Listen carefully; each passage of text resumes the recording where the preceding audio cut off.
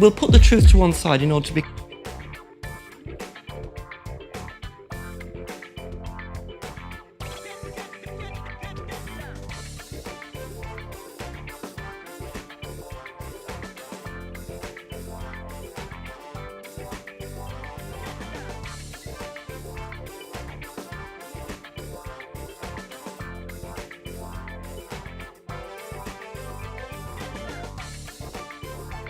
Again, that. Listen, go grab your snacks. This video is going to be more than an hour long, so make sure you are ready. I got my smoothie and my popcorn, and we're gonna watch this together. So listen. Hey, Marshall. Hey, Jessica, Sharon, Ruby. Welcome in, everybody. Denise, Empress, Sydney, Daly, Saisha, Avette, welcome in, everyone. Go grab your popcorn if you need to make it now. If you got to run to the store, you got 12 minutes.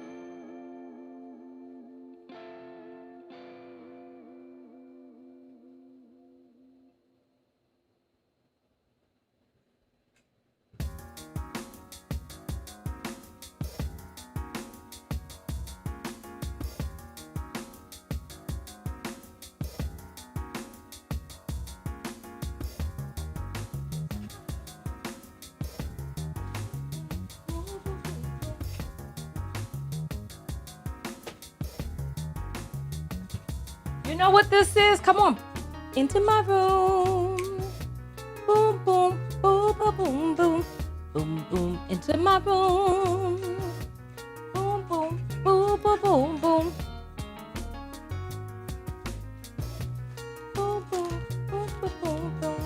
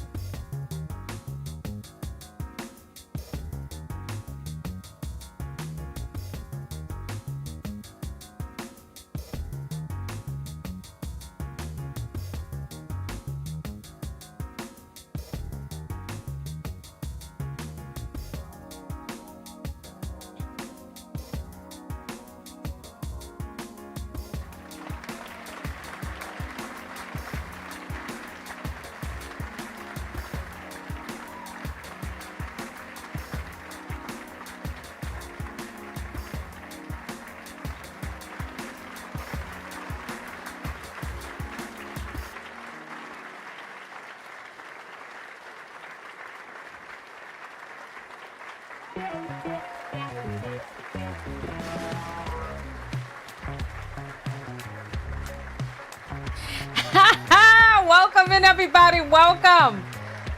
Welcome, welcome, welcome. Oh my goodness. Oh my goodness. We are in the building. Oh my goodness. I don't know what is going on. You all started sending me the message that there was something happening in the works, right? I gotta get my captions up at the bottom before we go live on all these platforms. Oh my gracious goodness.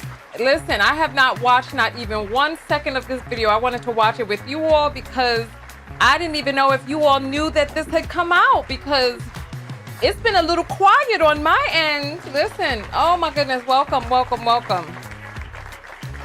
Welcome. You know what? Let me get this screenshot up on here. Let me get this screenshot up on here, because I did not create a thumbnail. I didn't put on makeup. I wasn't in the mood to broadcast today, but I said, you know what? Before you all start seeing this and then start sending me messages, let me go on ahead. And where's my thing? It's like, that's not it. That's not it. This is it right here. That's it. Look at him. I don't know what's happening. Honestly, I just be minding my business, and then you all send this stuff to me. Look, let's go ahead and get live on all of these platforms. Let's do it now. Let's do it. All right, we are live on Twitch. We're live on Twitter or X, whatever they're calling it now. We're live on Facebook/Meta. I'm tired of these billionaires playing with us. And we also live on LinkedIn. All right, listen. So, no, I didn't see what's happening to the Tater Tot brothers. I have not seen. Oh my gosh, there's a lot going on apparently. But we're going to start here and then work our way out. If there's a video you want to send me, send it to me, because listen, I'm working on this lipstick pack. I'm working out in the day. I'm tending to my garden. I'm dealing with family. There's a lot going on. So if you don't bank on me seeing a story without you, if you need me to see a story, go to TonyaTKO.com and click on contact. Because today we are about to watch Derrick Jaxin speak his version of the truth after Tonya spoke her version. Did I just say speak her version? Listen, it's the new, listen, I'm black. We reinvent languages. So I don't need to do a recap, because you all know what's been going on in these streets. Derrick Jaxin is some relationship guru, but he started online giving advice at 21.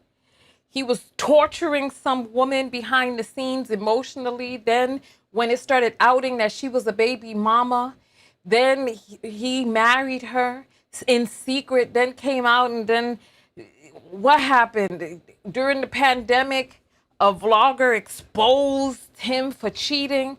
Then it turned out he did have a wife. Then he had his wife up there in her bonnet of salvation. Then she started acting up online, acting erratic. Then she cursed everybody and their children who spoke about her marriage. Then it was announced that they were divorcing. Then it came out. It was a lot. Listen, it was a lot. Oh my goodness. Then she came out with the expose, said that she was acting up and acting weird and he wasn't coming home, and she absconded the children and moved cross country because she knew that would hurt him, and we don't know what the truth is. That's what I want to remind you all. I want you all to realize that somewhere between Tonya and Derrick lies the truth. We don't know what the truth is, because everybody got their version and their perspective. Even if people think they're telling the truth, they're still telling it from their perspective. So I told you all during the intro to get your popcorn ready, because I got mine ready and I want to see what is going on here. Okay, if you all are ready to get this party started, let me just tell you some housekeeping rules, right? Your comments are going to be on the screen. If you are a troller with nothing to add to the conversation, you will get blocked. Be on your best behavior. Do not publish curse words on my screen. You will lose your commenting privileges for this broadcast. Let's stay on topic and let's go from there. I will be stopping the video periodically according to what it is that I hear. I'm your host, Tonya TKO. We are going to be taking a break every 25 minutes in which I'm going to ask you all to get up and bust a groove. Oh, my popcorn almost fell. Lord of mercy. To get up and bust a groove, I want you all to move your bodies during the break because we're going to be sitting for a long time. And sitting is death. We've been talking about health on this channel. And you know what? I've been learning a lot of things about vloggers recently. And I will say this, right? I create content to help you all. That's why I have you all getting up and moving, because I want you to be helped. I know we're going to be sitting here for a long time. I want you to be as healthy as possible. So I create content to help people. And I am coming to the realization that some people create content for money. And this is part of the reason that I tackle controversial videos like the trans issue and why I speak up and why I ask us to hold ourselves accountable, why I ask you to take a look in the mirror and see what it is that's being presented out to the world, as well as doing the internal work. If you want to be able to stay in touch with me beyond this broadcast, come to TonyaTKO.com, join my mailing list. Go to TonyaTKO.com and join the text notification squad, www.tonyatko.com/TEXT. $1.99 a month. Right now, there's 900 people on the text notification squad. $1.99 a month, and you'll get a text whenever I go live. That way, you never miss another live broadcast, and you're always here in the building whenever we're live. So, listen, if you all are ready, I'm ready. I don't know what this thing is going to have in it, but we're going to find out now. So,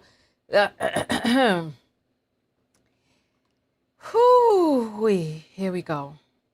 That's kind of whenever she found out through the videos and stuff like that. Now, how she told me she found out, I'm not sure exactly if this is it, but she went and got a new phone. It was logged into my Google Cloud because we had been logged into each other's email, and that allowed her to see everything. And I'm like, again, I'm kind of freaky. So I was recording a lot of stuff. Yeah, I was just recording a lot of stuff. I like to see it or whatever. I like that better than porn, TMI. But yeah, you say you like to see yourself. I like to see myself. I'm inspired by me in that regard. So she saw all of that. And regardless of how she found it, man, I just was like, it's like, what the F am I thinking? She's pregnant and she had to see that. Love is a... Wow. This guy is insane. And he got the right one because he's sitting up there with this guy laughing. Wow, this is really interesting. I wanted to say also, support this guy. This is Dear Future Wifey. This is him, Lataris Whitfield. Support him. I have the link in the description of this video because support content creators that are bringing you the content you like to see, right? So this man was a married man with a wife who's pregnant. He's filming this stuff and laughing about calling himself freaky. No, this is beyond freaky. This is abusive. You're having an affair and you're filming it. This has nothing to do with freakiness. Yo, this is wild. And then he's up there with Sir Chuckles a lot. Come on, can we get a commitment? Hit that subscription button and subscribe. Make sure you turn on your notification bell so you'll be notified about upcoming episodes. Listen, if you're listening to us on Apple Podcasts, Spotify, Anchor, wherever you consume new homie, Derrick Jaxin. What's going on? My new homie? Yo, I'm glad I got on my bonnet of salvation because it seems like we're going to need it for this. This is terrible already. What's going on, brother? Derrick, listen, man, people been saying, when are you going to come on the podcast? When I'm going to come on any podcast up until recently. So what made you decide to go do it? I'm not really big on coming and doing interviews and talking about myself, but this one is a little bit different because it involves... Yo, this dude need to lay off the trap workouts. Derrick, I know you look at my videos. Son, lay off them trap exercises. You look like a triangle, sir. People always telling women about their damn bodies. Look at this man. you can tell some frustration or something is going on over here. Oh, that was so New York. Over here. Look, oh gosh, look, sir. Put down the barbells. Oh my gosh. Anyway, I ain't mean to stop it. It's just, I'm, ugh. It looked like the rain don't hit him. Like the rain would just slide straight down. His traps is coming up to his ears. Is nobody else seeing this? Am I the only one? It looked like, when I used to take jujitsu, right? We used to have to do this tumble on the ground. For those of you who take jujitsu, you know it. You put your leg out and then you tumble. He looked like he don't even need to put his arm out. Like he could just and roll over right on that thing. It's like a ramp. Oh my God, oh my God, oh my God. I don't understand it. Anyway, I don't know if he's injecting himself with something because, let me be quiet. Let me just go ahead. Involves, things that kind of hit closer to home. So, I felt like I could contribute something to the conversation. If it's going to be had, I think it's best if it's had with both sides of the story, and one day whenever my children do see mommy and daddy talking about this, I want them to see where we both stand and hopefully how we both resolve things. So that was it, man. You say mommy and daddy. So your ex-wife or current wife, I know y'all going through whatever y'all going through, Danae was on the podcast. A lot of times people, when I did the episode, I was laughing a lot on the episode. She has this funny wit. She has this I said this little Seinfeld humor. Yeah. Was that something that attracted you to her at the very beginning? Yeah, she had a sense of humor since the beginning, man. You wouldn't think it because she's kind of an introvert. Right. So she doesn't feel comfortable talking to new people often, at least she didn't. Or in big groups, but like once she gets comfortable or when she feels like she can trust you, she opens up and she's hilarious. and so that's what happened in my pre-interview with her. I was talking to her. I was like, this girl is hilarious. This girl is funny. So we did on the episode, a lot of people's like, they're talking about serious stuff and they're laughing about it. Why are they?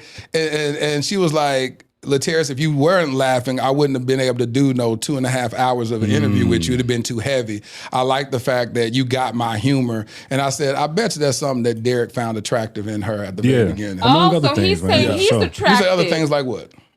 Oh, he's projecting. Oh, Danae, you might have one. Listen, you might have one over there.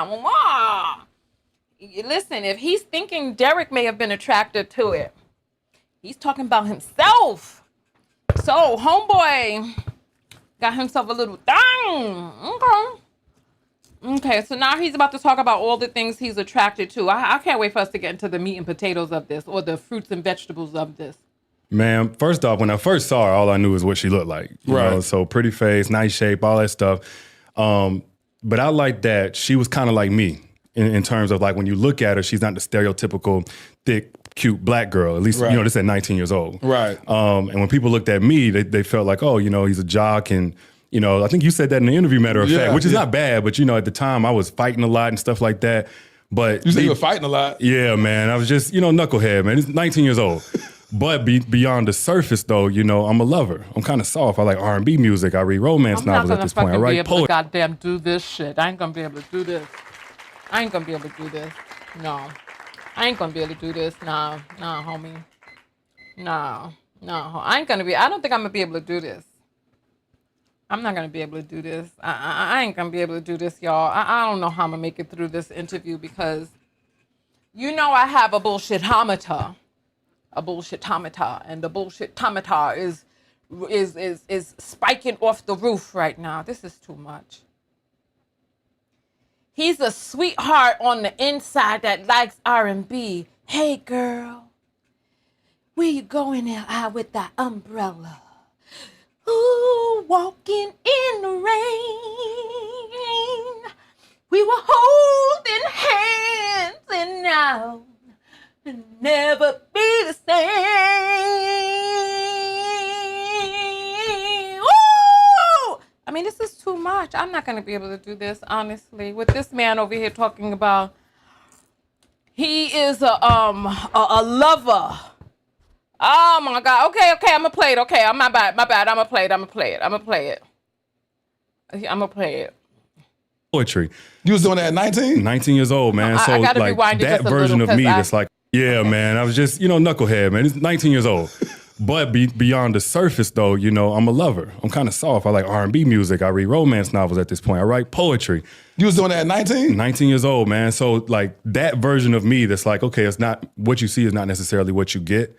It's the exact same thing with her. You know, she's not stereotypical. She's like Taekwondo and, you know, Justin Timberlake and stuff you wouldn't necessarily think, man. But all of that is what drew me to her. It's like my authentic self just felt safe and at home with her. How do you feel today? I want to check on you as a man. How do you feel as a man? I feel really good, man. Better every day, but I feel like it's a lot of gratitude these days. A lot of people wouldn't be able to identify with what you may go through on an emotional standpoint, especially have created a platform as large as you created, and then feel the world turn on you. How did you internalize that? Honestly, man, being everybody's favorite ain't really been my portion my whole career.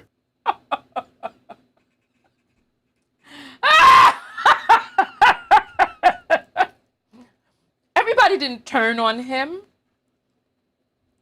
They had a reaction to his behavior and the abuses of his wife and the hypocrisy that he was spewing one thing in public but living a different thing in private. They didn't turn on him. They had a natural reaction to some bullshit. A bullshit. How many of you all seen that little, it's a little white boy, right? He's like, bullshit. A bullshit. It's just too much. Anyway, go ahead. Let's go. I mean, at some point, I mean, now it's more legitimate because it's behind something I actually did. But in the very beginning, I knew pissing some people, I'm trying to talk crazy. Pissing some people off was going to be a price I was going to have to pay. You knew that at the very beginning? Very beginning. And then, you know, before all of this, there was some like false rumors. At one point, people thought Danae was white because I showed a picture briefly. I posted my baby girl, my first daughter, Marley, and her hand was wrapped around my finger, and it was so light-skinned. They said, oh, he only dates white women. And I lost followers. I'm talking about it was going viral, all the YouTubers. So honestly, man, since then, I already knew like, okay, people online, they're going to have their thoughts or what have you, and you can't see yourself through that lens. So I really haven't internalized that so much. A lot of times people, I saw my brother, Willie Moore Jr., he posted a snippet of you about the interview that you were doing with him. That's when this dropped, that would have dropped 3 days ago. And I read the comments. It was like, why are you giving this brother a platform? Why would you do this? And all this type of stuff. Yeah. And first, when I read it, I was like, now if I do this interview with them, are they gonna feel the same way? I was like, no, like you said, it's a more balanced approach. I had Danae on here. It's only fair to have you on here as well. But not even on that, but even in 2020, you checked your DMs. I reached out to you before all this stuff started imploding. One of the few. Yeah, and I reached out to you because I always wanna have conversations with Black men because in the, from your platform standpoint, the stuff that you were telling and helping Black women with was facts. It was no lies told. Yeah. What a lot of men took gripe about is that they like, oh, not only are you telling the secret. Jesus Christ, there was a lot of lies told. That's why I didn't resonate with Derrick Jaxin. Derrick Jaxin was and is a panderer. He tells people he tells women, Black women, what they want to hear, not what the truth is. And he mixed in some fact with a whole lot of non-accountability fiction. Oh my God. Secrets or whatever, but they kind of felt like you were pandering to Black women for your benefit. What would you say about that? Well, we kind of have this bro code, and it's got us in the chokehold. You know, and the bro code is all about having a man's side no matter what. Yeah. No matter. Hold on. Well, we kind of have this bro code, and it's got us in the chokehold.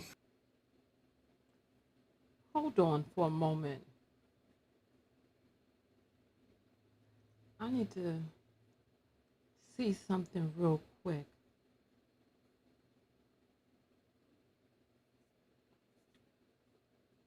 You know, and the bro code is all about having a man's side no matter what. Yeah. No matter if we wrong or what have you. And I think personally it's created a generation of coddled men that can't take correction from anybody, no matter how. I'm sorry. This ain't nothing about this man real. Ain't nothing about him real. Yo, I am just done. I ain't saying nothing though. Let me mind my damn business and just watch this video. Just for the entertainment of it. Soft it is or balanced it is. So when I'm saying all of this, you know, of course there's different layers to it. Some of them think, oh, it's because he wants vagina, because he wants money or what have you. But man, I was raised by a single mother around two sisters. Naturally, I lean towards the woman's point of view on things. Anything else would be disingenuous. And it's not that everything that I'm saying is necessarily right, but it's how I see things. And then if you take from that, just say, you know, your interview with Danae, you were speaking in a way that was protective as her brother, you know, empathetic. You was calling wrong. That wasn't you pandering. Right. You know, you like per the situation that you speaking on, this is the truth. Right. But whenever you telling a truth that makes people uncomfortable or a truth that's not popular, they're going to look for a way to attack you either way it go. I can respect that. I asked you, I said, Derrick, if you were given the opportunity to name this episode, what would you name it? And what did you say? Reap what you sow. Why? Why'd you say that? I think whenever I've talked about these different rules and what have you, some people take from it like, okay, he's promoting perfection. We're going to mess up sometime. And my whole MO has been like, okay, if you're going to mess up, you just got to understand that come with consequences. You reap what you sow. Even whenever I started mentioning God, I gave my... This nigga. I'm sorry, excuse my language, but this nigga. I ain't gonna be. This is some fuck shit right here. This nigga. What the? He's speaking so softly. You know, you're gonna mess up sometimes, but you He ain't never spoke like that when he was pretending to speak to men. He had a lot of bass in his voice as he was giving women a champion's backer to jump on. My life to Christ February 4th, 2020. And people were like, oh, you can't bring God into it. I'm like, the God I serve says you reap what you sow.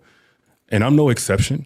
You know, even as I'm saying it, I'm living it too. Yeah. You know, and that goes both good and bad. But, you know, I think if we're all aware of that, we can walk according to that instead of thinking we get it out because we had our intentions or what have you. For the time I spent in my patterns and the things that I'm not proud of, I gave myself an out. I gave myself excuses. He's well, I smirking. felt like Look this at his and she face. did that. And I wasn't operating according to it. You reap what you sow. Yeah. Not what's sown by your partner, not what's sown by the circumstances, and your daddy wasn't there. So if I'm going to talk about it, I'm going to really be real. We got to speak with that at the core of the message. I respect that. Let's go back. I want to go back to find out who Derrick was. Who was Derrick Oh my growing God, up? I don't- Like you said, I hear you just mentioned that you grew up in a single parent home raised by a mother around sisters. What did that look like growing up? And why wasn't your dad present? So my daddy just got in a lot of trouble. You know, my mama and daddy was in their early 30s, about my age now. So he's from Jamaica. He had got into some trouble, got deported very early on. Actually, when I was 4 years old, but he wasn't in my life since probably age 1. This So my man is mama, Jamaican? coming from somewhat of a background that she didn't want us to be a part of, she moved down to Alabama. Me, my two sisters, and actually my older brother, but he was so much older, he moved out pretty quickly.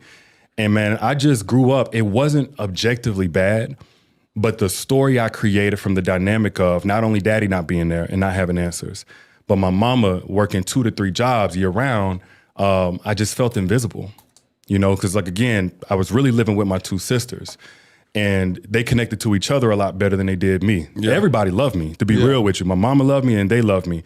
But then when mama get home from work, she need time just to be a human being. She got her own battles. So as she's trying to give herself, she's really stretched thin. And then on top of that, again, she barely connects with me. I'm missing my daddy. So a lot of my childhood, man, was just feeling invisible, feeling somewhat abandoned, even though A black male, a chocolate black male in a black family filled with women. And he wasn't the prodigal son. He was invisible, abandoned, alone. His heart was hurting. Mama didn't have time for him. How many, if you believe that, put up a 1. If you don't believe that, she ain't. Put up a 0. This is interesting. objectively that wasn't what was going on. That was a story I had created. And then I acted out to get a lot of attention. How'd you act out? School. I was the knucklehead that made it really hard to find a babysitter. You know, they just knew that Bud was my childhood name. Bud gonna act up. Bud don't like to listen. Bud just needed some attention. And Bud knew Like that the world is gonna sister? stop if I get in trouble, if I talk too much, if I get out my seat, if I do this, that, and that. So I got whoopings and all that stuff. but it was really my way of getting attention. So that was pretty much my childhood. Again, my mama, a single mom. She made everything stretch how they needed to. She taught me basically everything up until I got to 10th grade. And that's when I had my stepdaddy, Mr. Lloyd, rest in peace. He came into the picture. And he gave me kind of that blue collar work ethic thing. You know, we roofing, we fixing cars, we cutting grass. So that's pretty much it, man. Did you have any sexual experiences at a young age? No, never before my first, like, losing my virginity at like 16. About 16. Mm-hmm. So same as me, lost my virginity at 16. When you lost your virginity at 16, what did that teach you as a man? Was that something that your homeboys was encouraging everybody in the neighborhood? What city did you grow up in? Enterprise, Alabama. Well, between Elba and Enterprise, Alabama. Enterprise, Alabama. Shout out to Alabama right now. You know what I'm saying? We repping kind of hard. The Montgomery Mollywop representing. Enterprise, Alabama. Yeah. And so at 16, you end up giving up your virginity. What was that like? What did that teach you? That when a girl say, come see my hair at 1 a.m, it probably ended come see your hair. It was to my next door neighbor, and I don't want to go into detail about it, but honestly, bro, I was just happy to be having sex. I ain't gonna lie to you. It just felt like a rite of passage. You know, because at 15, 16 years old, you still trying to define yourself, be accepted. So this whole time, I wasn't necessarily tripping on sex, but when it came, I wanted to perform. And I went in, you know, but the reality of how I developed my relationship with sex actually started probably with pornography.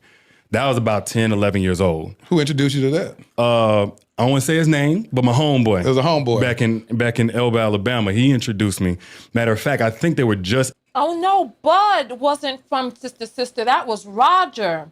Bud was from the Cosby Show. Yes. Bud. Mm-hmm. Rudy's little friend. My bad, go ahead. Introducing computers into the school.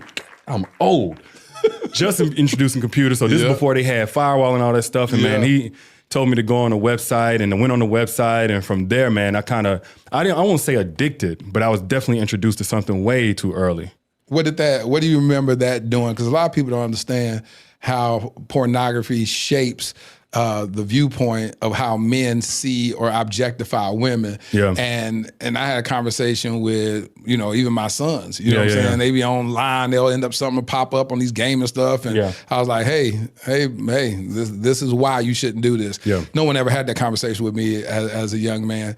And I had a family member that had magazines, you know, and I seen them a couple of times when I was like 12, but I just never did like get involved in it. So my question to you is, how did that shape, when you look back, hindsight being 2020, how did that shape your viewpoint on women? Well, what my therapist taught me was that it actually just created a toxic relationship with sex, period. It became kind of an escape, you know, something to immediately distract me, make me feel less rejected if I ever felt that. So, you know, starting there, of course, it rewires your brain, it desensitizes you and stuff like that. It also miseducates you on what real intimacy is. So it took me well into my adulthood, actually until, you know, I was married, to understand that it's not about performance-based, you know, whenever you're having sex with a woman, it's connection-based. So I went, you know, even having sex in the earliest years, it was about, you know, the theatrics of what I could perform and so on and so forth, man. But especially if there's serious feelings involved, you may leave a woman feeling like a piece of meat when she can tell you wasn't even there with her. Right. So not only that, in the times where I wasn't having sex, again, that was my easy out. Like, okay, I know I got porn, you know, I got this, that, and the other. And I wasn't on there like 4 hours a day or nothing like that. But I developed some nasty habits of when I'm really, really stressed or hurt or grieving or whatever. I can do this and then go to sleep, or I can do this to get my mind. I can break the pattern by doing this. So that was pretty much it, man. You're in college. You go to college. How did you meet Danae? Math class. She walked in. Then she had on a black colored button up with black slacks, pretty face, slanted eyes, nice curves. So honestly, it was all physical when I first looked at her. And then I saw her notebook and I saw that she was into music. And I was like, oh, I thought you was like a bottle girl or something like that. You know what I'm saying? No, I was like, I saw the saxophone and stuff like that. So I asked about it. And she had a really soft voice. So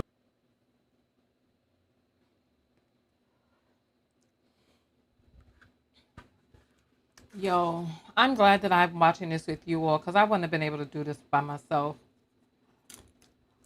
According to her, he saw her modeling pictures on her notebook and thought she was a model, not a bottle girl. What you talking about? He must have watched the interview and now he coming up with this. Let me rewind it for you all since I want to hear that part again. Button up with black slacks, pretty face, slanted eyes, nice curves. So honestly, it was all physical when I first looked at her. And then I saw her notebook and I saw that she was into music. And I was like, oh, I thought she was like a bottle girl or something like that. You know what I'm saying? No, I was like, I saw the saxophone and stuff like that. So I asked about it. And she had a really soft voice, somewhat of an innocence about her. And we got to talking. I got a number. She didn't immediately answer later on whenever I called. I think I called 3 times. I said, she don't answer this time. She answered on the last ring. And from there, man, we talked through the night. We did all of the stuff that we think about in high school and college, like on the phone overnight. We were inseparable, man, for like that first 2 months. Just again, people looked at me a certain way, and I was misunderstood. But with her, even being goofy and bubbly, like my personality is naturally I'm usually the jokester. Okay. So between that and I had an interest that most guys would think is soft. Again, I love Terry McMillan and Air Jerome Dickey books. I love Jesus Christ. I'm going to punch myself in the damn stomach.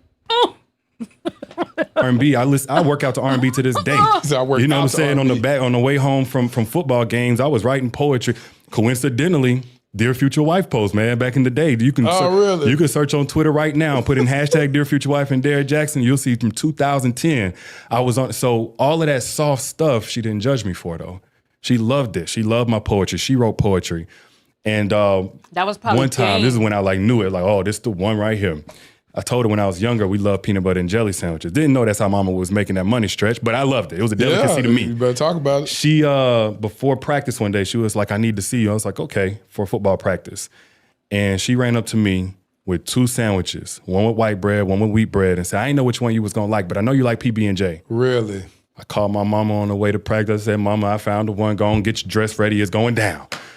This is at 19 years old, man. So we could joke. This nigga, he ain't married her until she had how many children?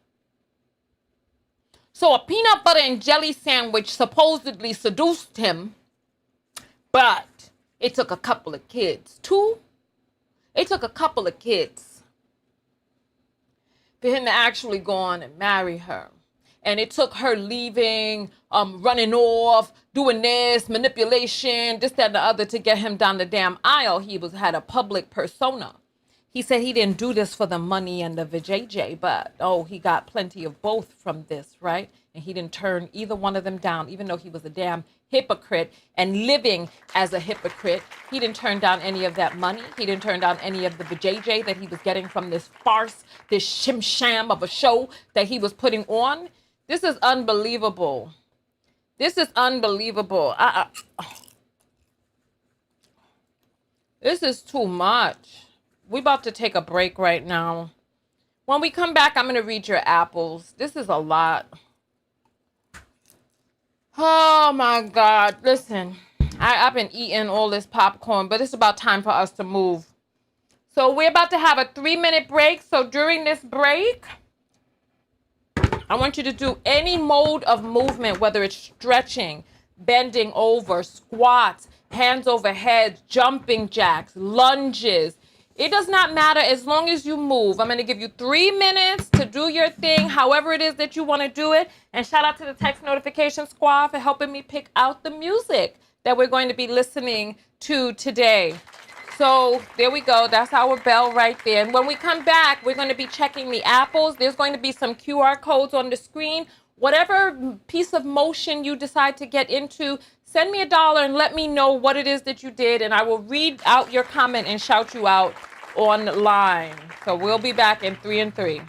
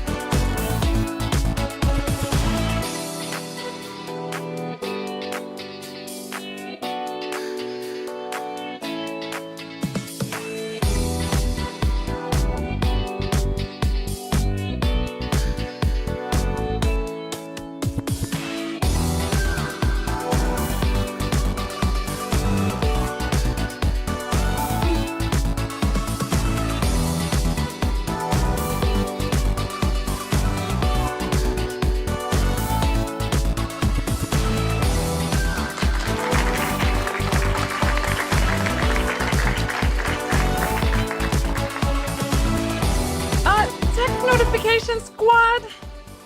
Does this sound like the music that we picked out? Because this doesn't sound familiar to me. Oh my goodness, during the break I was doing you all told me about kettlebells, but I have my gallon of water and I was just bent over with one leg up in the back and I was just lifting this. That's what I was doing during the break. This is weird. I don't recognize this music. I don't recognize it, but I'm gonna have to go check and see what it is that I bought versus what it is that I thought I was buying, because I mean, do you all recognize the music, Text Notification Squad? Because we picked this out together, but I'm wondering if I clicked on the wrong button or something, because I thought the music that we had was faster than this. Nonetheless, let us go ahead and read these these text notifications.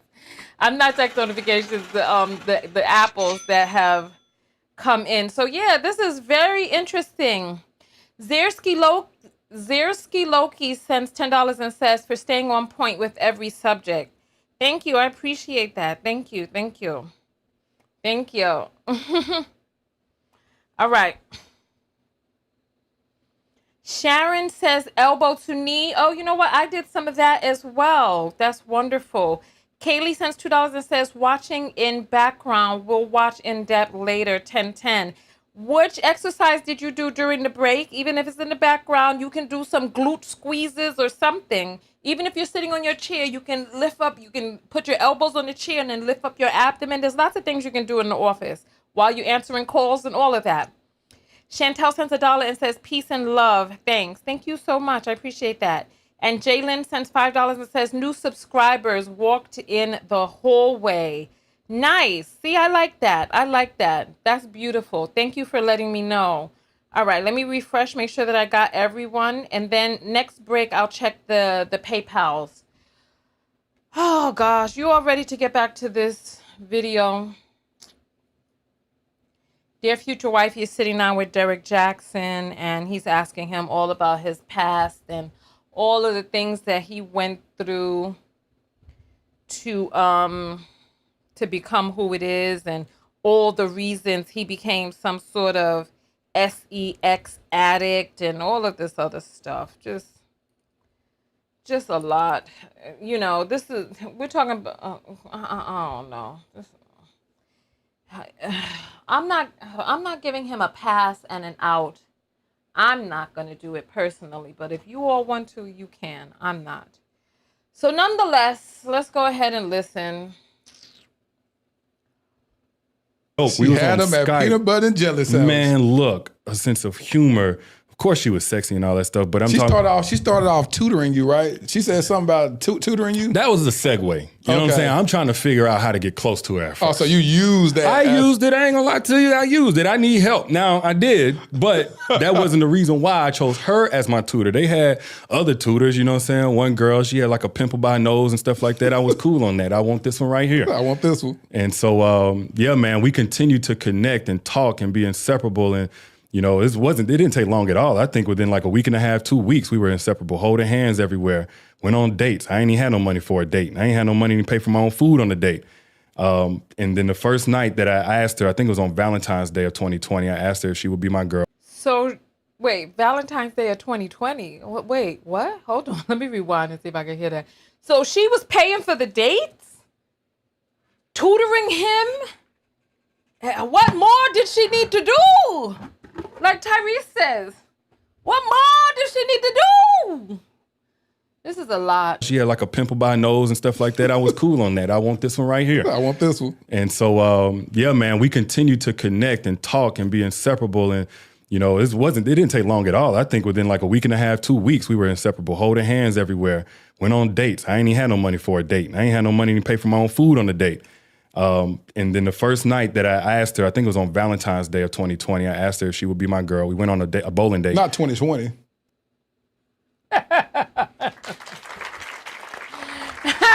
And the interviewer caught it. He did say 2020. Okay, Freudian slip. Because he knew that he wasn't committed to this relationship way into 2020. Let's go on. No, not 2020. Yeah. Shoot, 2009. That year is so crazy to me. Yeah. 2009, February 14, 2009. Asked her to be my girl after a bowling date. She said yeah. And then I asked her to come with me down to the lake so we could pray over our relationship. It's the first time. Hold on. At night. I can't do this. I can't do this. I can't do this. I can't do this. Can you do it? I need you all to ask me a question. I need you to ask me a question. Type, can you do it? I need to see that. I need you all to ask me. Type it right now. Type it right now. Type it right now. Type it. Type, can you do it? Type it. Type it. Type it.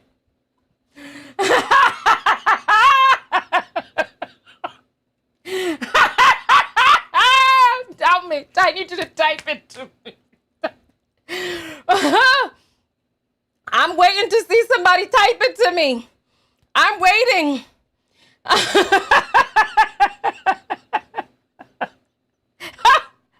Zena asked me. I ain't gonna be able to do it.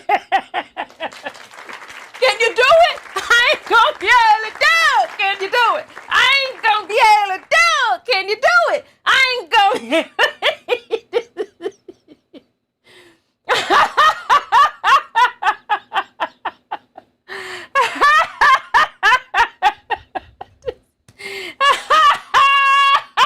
This is too much.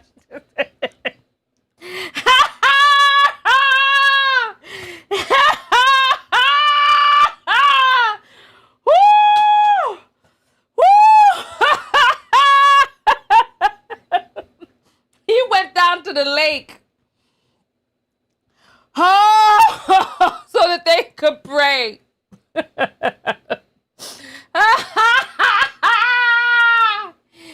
He went down to the lake so that they could pray over the relationship. How many of you remember him in that Prophesize Papa video? How many of you remember him in that Prophesy Papa video? This is too much. How he looked out of place over there. Look, you all got water coming down my eyes. Can you do it? I ain't gonna be able to do it. This is too much. This is ridiculous at this point. This is a puppet show. For those of you out there who are Jamaican, you know that this is a puppet show. This is too much. Let's hear that part again. Cause you know he had to go down to the lake at night to pray. I mean, unless she was worshiping at the altar of Derrick Jaxin, I don't really understand what foolishness he is expecting us to believe. I ain't had no money to pay for my own food on the date. And then the first night that I asked her, I think it was on Valentine's Day of 2020, I asked her if she would be my girl. We went on a bowling date. Not 2020. No, not 2020. Yeah. Shoot, 2009. That year is so crazy to me. Yeah. 2009, February 14, 2009. I asked her to be my girl after a bowling date. She said yeah. And then I asked her to come with me down to the lake so we could pray over our relationship. It's the first time. Hold on. At 19, you talking about you praying with I was actually you probably won't believe this. I was actually an average church goer, man, at that time. I was doing my stuff, but I also went down to Mount Olive Baptist Church down in Tuskegee and was front row every single Sunday. Really? Yes. I was a devout church goer. The year before that, I did a mission trip out in Atlanta ministering to the homeless down by Peachtree. So, she came in, I was still in church, you know what I'm saying? So I wanted to pray. I was so scared. You wanted to pray over y'all relationship. I didn't know what I was doing. I never felt anything like that. I never felt like I really was in love because I had a hard time letting people close to me because I experienced a lot of loss. So I could engage. I'm an extrovert when it comes to meeting people and talking, but actually letting somebody in, she was the very first person outside of my family I had done that with. So, man, we prayed by the lake. I led the prayer. And then we was like, all right, God, I need your help because I don't know what I'm doing. You said you were afraid. Afraid. Because you've never allowed yourself to open up like this with a woman before. You said you've experienced loss. When you say that, you're talking about what? Your father not being present? What are the losses that you incurred? Mostly my father, man. And then my grandmother was a tough loss. And I learned really with that, and everybody lost somebody, but I learned with that, I'm horrible at grieving. I don't do well with that. And I learned later on in therapy it's because of how I internalized my father's loss. I had so much meaning I put to it as far as like what that means for me. Like, I'm not worth calling. I'm not worth checking on. I'm not worth doing the right thing so you don't have to be taken from me. Yeah. And then my mama, she had a thing that she would do from I'd say up to about age 7, where she would tuck me in and say, "Good night, Mr. B," because Bud was my nickname. And then mama got a boyfriend one time and she stopped. And for me, I mean, it was dramatic, I guess, but I said, oh, she don't love me like that anymore, right? So now I grow up and I'm really guarded. I'm really good at just going inward when I have something wrong with me, et cetera, and not letting people get too close. Even girls like, oh, I can smash, or we could do whatever, we could talk, but I'm never going to give you my heart. Yeah. But with Danae, none of them guards stayed up. So I was scared because I know, like, I'm feeling something I've never felt before. This man is a effing liar. He's such a liar. This man is such a liar. I want to take a quick little break right here for us to see the Prophecy Papa video, right? So that you all can see him standing there in the church, right? I want you all to see him standing there in the church, right? And see, does he look comfortable in this church?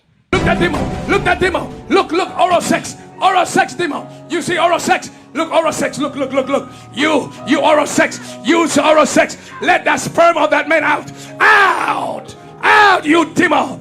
Out. Let go. Delivered me 2 Sundays back. Then a demon came with his penis and put it in my mouth. He came again and he slept with me last week, and I told the pastor that I need deliverance again. And since then, my private part has been itching. It's been itching? Yes. Okay. Who are you? Who are you? Who are you? Who are you? Speak. Who are you? Check. Who are you? Look at that demon. Look at that demon. Look at that demon. Look at that demon.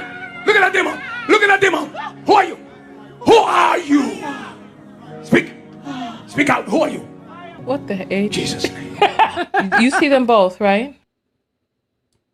So this was Derrick Jaxin's cult church, right? Look at demon. Look at. Damn. This is not the video where I show. Where's the video? Is this the video? The woman takes your man. Don't even Micro. trip. First off, everything that you lose ain't a loss, and that applies here. Secondly, I get it. It's like, well, she's taking everything I invested into him. No, she ain't. She about to take everything he was using to stress you out while blaming it on you. She just don't know it yet. And it seems like he's able to give her, all of these different fruits of your labor, all of this good treatment, this money, whatever. He was only able to do that because he was giving you the rest of him. He was giving her the best while giving you the rest. Now that she's in your spot, he about to give her the rest. He's about to give her all of that depression he was projecting onto you because he don't need no therapist. That's what she's about to get. That's all she's taking from you. She's taking his criticism whenever his money get low. She's about to take on all of that neglect, those excuses, how little that he was willing to help you around the house. But whenever he took out the trash once a week, he wanted to be treated like a king. That's what she about to get. Again, she just don't know it yet. Everything that he was blaming on you, she about to realize you were not the problem. And on top of that, she's no longer the new toy. And he still needs that spot filled. Now that she's taking on yours, he still needs that spot filled because we're not talking about a guy that made his mistakes, he did his wrong, but he wants to make it right, he's repentant. No, we're talking about a guy that stepped out, moved out, and he don't see nothing wrong with it. Man, what that girl took from you was a blessing to you. You need to be thanking her. And somebody need to be praying for her because she next. For another woman, don't even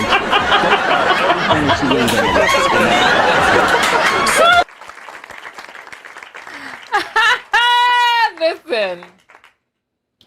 So he knew all the right things to say in public. He didn't come out as a man speaking from or letting people know he's speaking from experience. He was preaching all this stuff to the people, and he made this video after he was exposed. After. This was a video he made after he was exposed, not before, after. Let me go to my TikTok page and see if I can find, because they had been having problems all throughout their marriage. There was never a moment that he was a good husband. There was never a moment that he was a good husband. Let me search for, this is my TikTok page. If you're not on my TikTok page, you can follow it over there if you choose. I don't care about TikTok, but. So where is the Derrick Jaxin video that I did? Because I did the Derrick Jaxin video where I added the bonus footage because people didn't believe that that was his church. And so I had to come back. Let me see if this is the one with the bonus footage. Let's see more. Is this the one with the bonus footage? Let me see. Oh, that's him caught telling the truth about himself. No, that's not. I'm looking for the one in the church here. This is, let's see. The foolishness of it all. So I didn't upload the bonus footage to, I think I uploaded it to Facebook. Oh well. I'll have to find that for you all. For the time being, let's go back to this Future Wifey podcast, giving him the opportunity to tell his untruths over and over. And I don't want to mess this up. I know she's too good for me. So like, God, help me become somebody I'm not, because I don't know what I'm doing here. So during that time, you wasn't the type to be monogamous, was you? You just said I didn't have no relationship to be monogamous in. I was doing my thing, like, you know what I'm saying? Like, and so this one, you just said, why'd you want to give it all up for her? I felt something with her I never felt before, but it was emotionally based. Looking back at it now, it's like, man, I was so unprepared, and for something like that, you don't know how important that role is. You gonna play in somebody's life where you gonna give them your heart and they gonna give you theirs. Yeah, you hand somebody the keys to your sanity, your physical health, and so many other things. But we were taught later, if you love somebody, you just go be there. Yep. And you trial and error. Yep. And there's a high price to pay for trial and error, as we both learned. So as y'all were dating each other in college, what that looked like? What grade were you in at that time? I was a sophomore. Second year, she was a freshman. All right, so sophomore and freshman, second year. And you were like, this is my woman. Were you exclusive with her during that time? The first couple of months, I was exclusive. I don't know if I ever had the proper boundaries. But for me, it was like, of course, don't cheat. Don't go sleep with another girl. But I would say after that honeymoon phase, the first 2 months is when I can remember. I don't remember the exact thing, but I remember feeling really rejected by her. And I didn't know what was behind that because, okay, I don't have aggressive energy towards a woman except in intimacy. And so how I would express my affection oftentimes was aggressive. Like I want to pick her up. Yeah. I don't just kiss her. I pin her up against the wall, put my hand around. I'm not trying to get graphic. Yeah. There's context here. So I know what you're talking about. come up behind her and hug on her, kind of aggressive. But that would make her really, really shut down. And I didn't know what was going on. I felt rejected. Like, why you don't want to kiss me? Will my breath stink or something like that?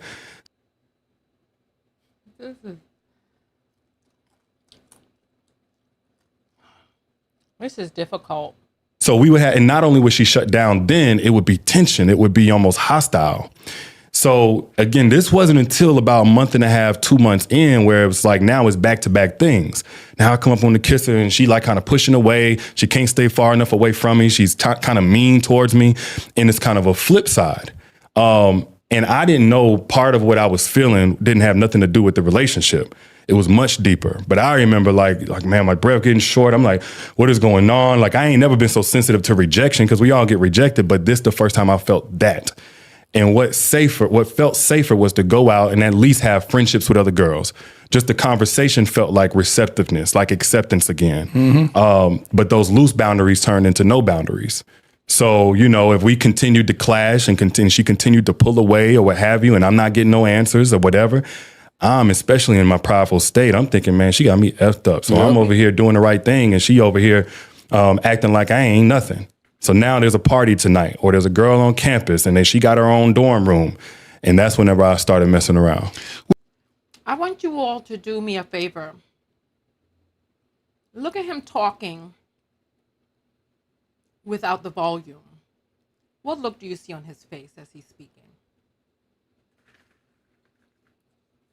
Does he look like he's telling a sad story, a sensitive story, a painful story? Or does he look like he's telling a joke? Does he look like he's telling a joke and he's holding in his laughter? Talk to me. So, if we continued to clash and she continued to pull away or what have you, and I'm not getting no answers or whatever, especially in my... Does he look like he's telling a story of pain? Does he? Or does he look like he's holding in a laugh? Ooh. Does he? Honestly, does he look like he's holding in a laugh? Or does he look like he's speaking from his heart, a pained heart? That's whenever I started messing around. Which is interesting. Now I realize something.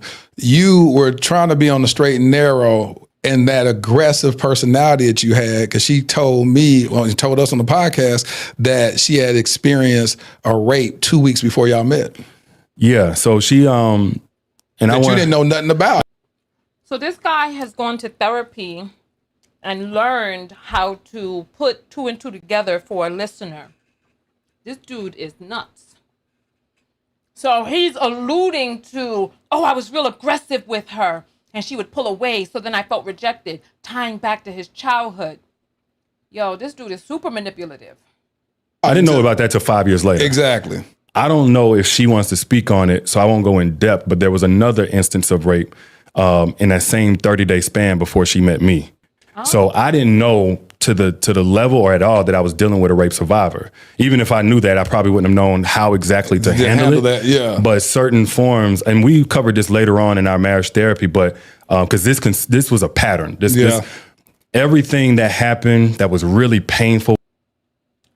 Elf, if it looks like he's being sincere to you, then I wonder how easy it is to lie to you in your private life. That's what I wonder. Honestly. I suggest for you to take a look around at the people who are surrounding you and stop giving them breaks, because these people are probably lying to you as well, because it doesn't seem like it's very difficult to fool you. This guy right here is lying. He's painting a fake narrative story. And and I'm not on Danae's side, because you saw when I analyzed her video. However, just because I'm not on her side doesn't mean I'm going to be on his. This guy is lying too. Danae had some lack of accountability and some skewing of the truth on her side. This guy is just straight out lying. It was really one long repetitive pattern. Right. Me feeling rejected for this, that, and the other. And she handles, becoming okay again a certain way. But I didn't know certain forms of affection that were natural to me just felt scary to her, put her back in a certain space where, certain things had happened. So, yeah. And that's so interesting. It's like, I'm getting understanding. It's like you have this woman who has experienced this huge violation of her body, her soul, her spirit, this brokenness. She meets this guy who she says she just loved the mess. She loved your dirty draws. You're wanting to show your affection. You grabbing her by her neck. You being aggressive physically, from a sexual standpoint. She's getting nervous. She's getting triggered on all levels. Don't even realize that she's being triggered like this. She's closing up rejection to you because you've experienced that growing up. Mom no longer is kissing you and tucking you in bed at night. Rejection. So now you're like, well, now I'm going to go self-medicate. I have this history of looking at porn, and now the way I self-medicate is watching this. So now I'm going to do that. You see how he tied it up in a nice little neat bow for him and probably some other viewers who are just looking for whatever excuse they can latch on to be able. And look his face. He's still smirking.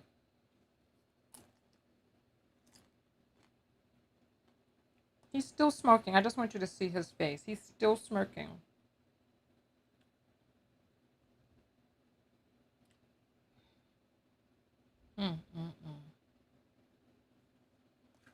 The outward extension of that. Yeah. Now I'm over here hanging out with girls. One thing leads to another. Now you over here smashing. Now it's triggering her. How did she ever find out when you first cheated on her? Well, we were both triggering each other and didn't know it. Right. I was triggering her with my affection. She was triggering me by pushing away.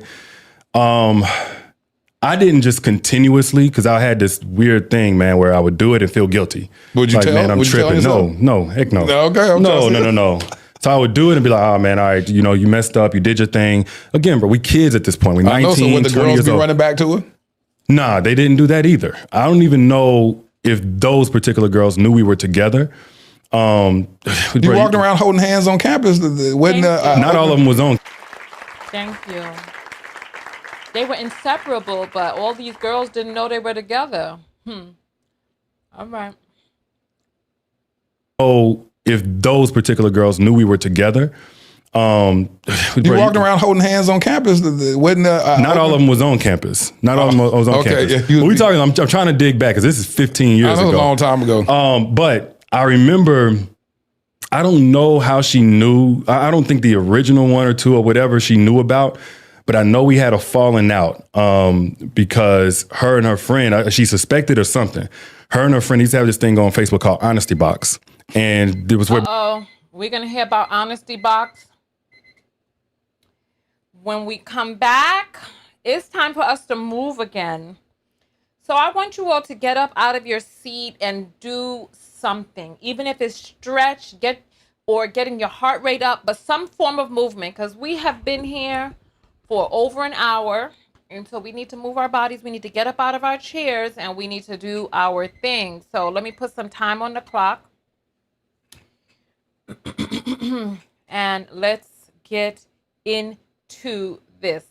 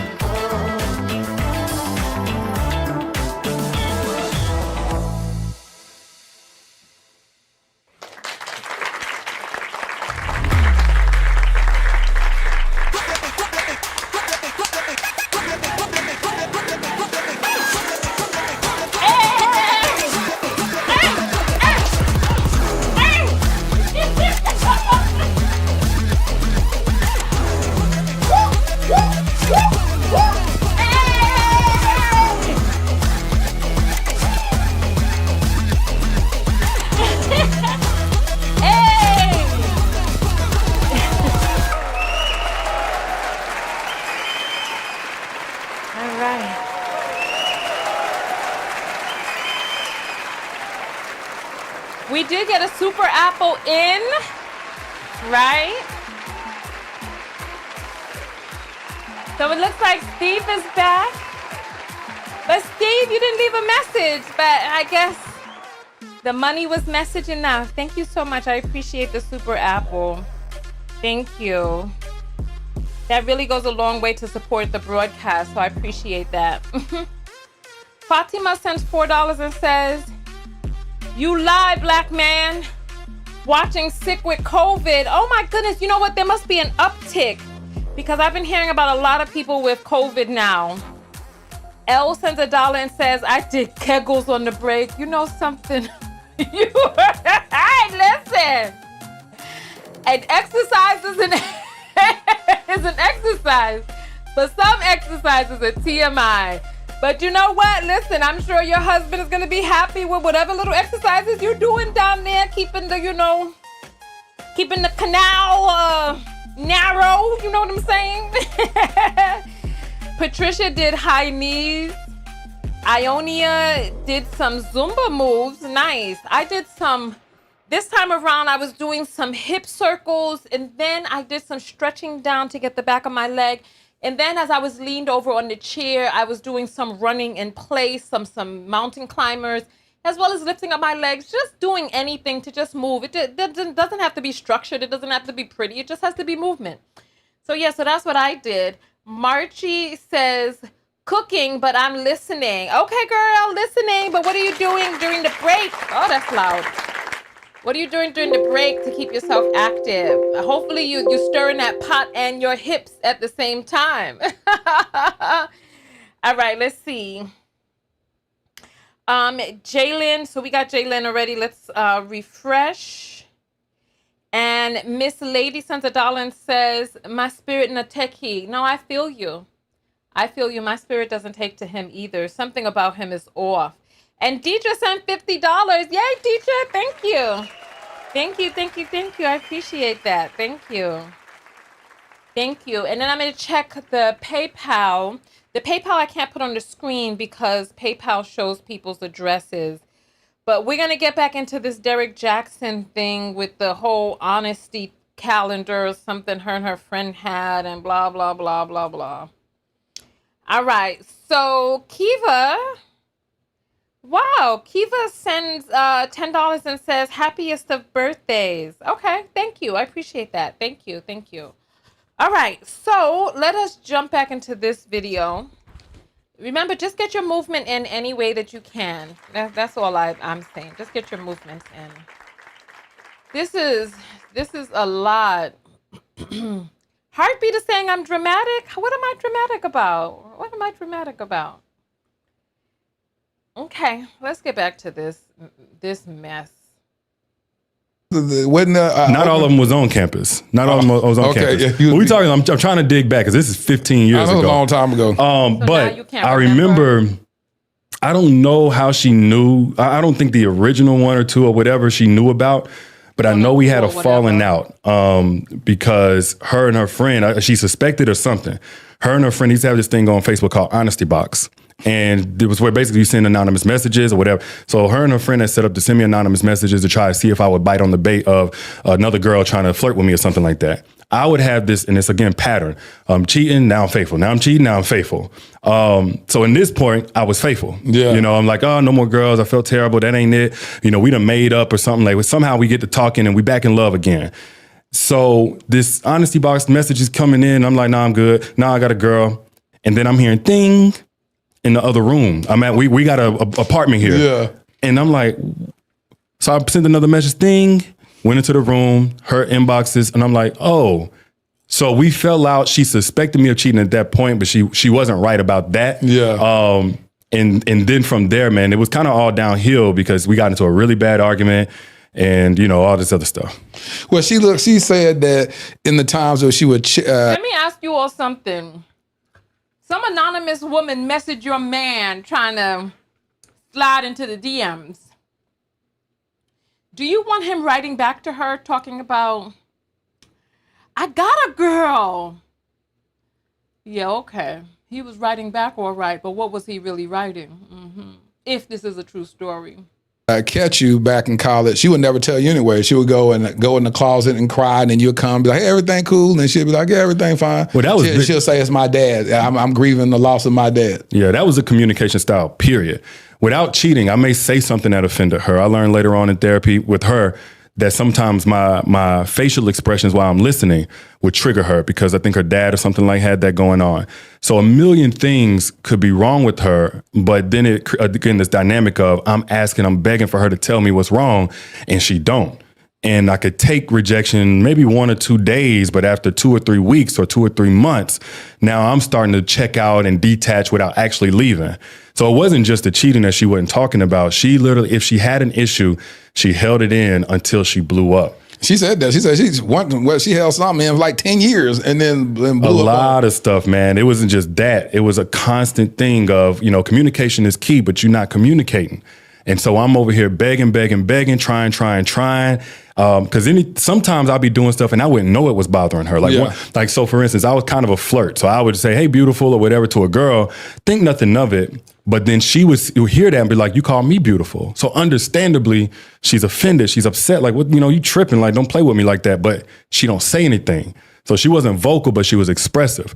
Because it ain't like she just didn't talk. She showed that she was upset, but it was with, again, rejection, hostility, name calling, walking off middle of conversation. And that go on for weeks up until I pull away. Then she gets suspicious. One pattern over the next for the next however many years.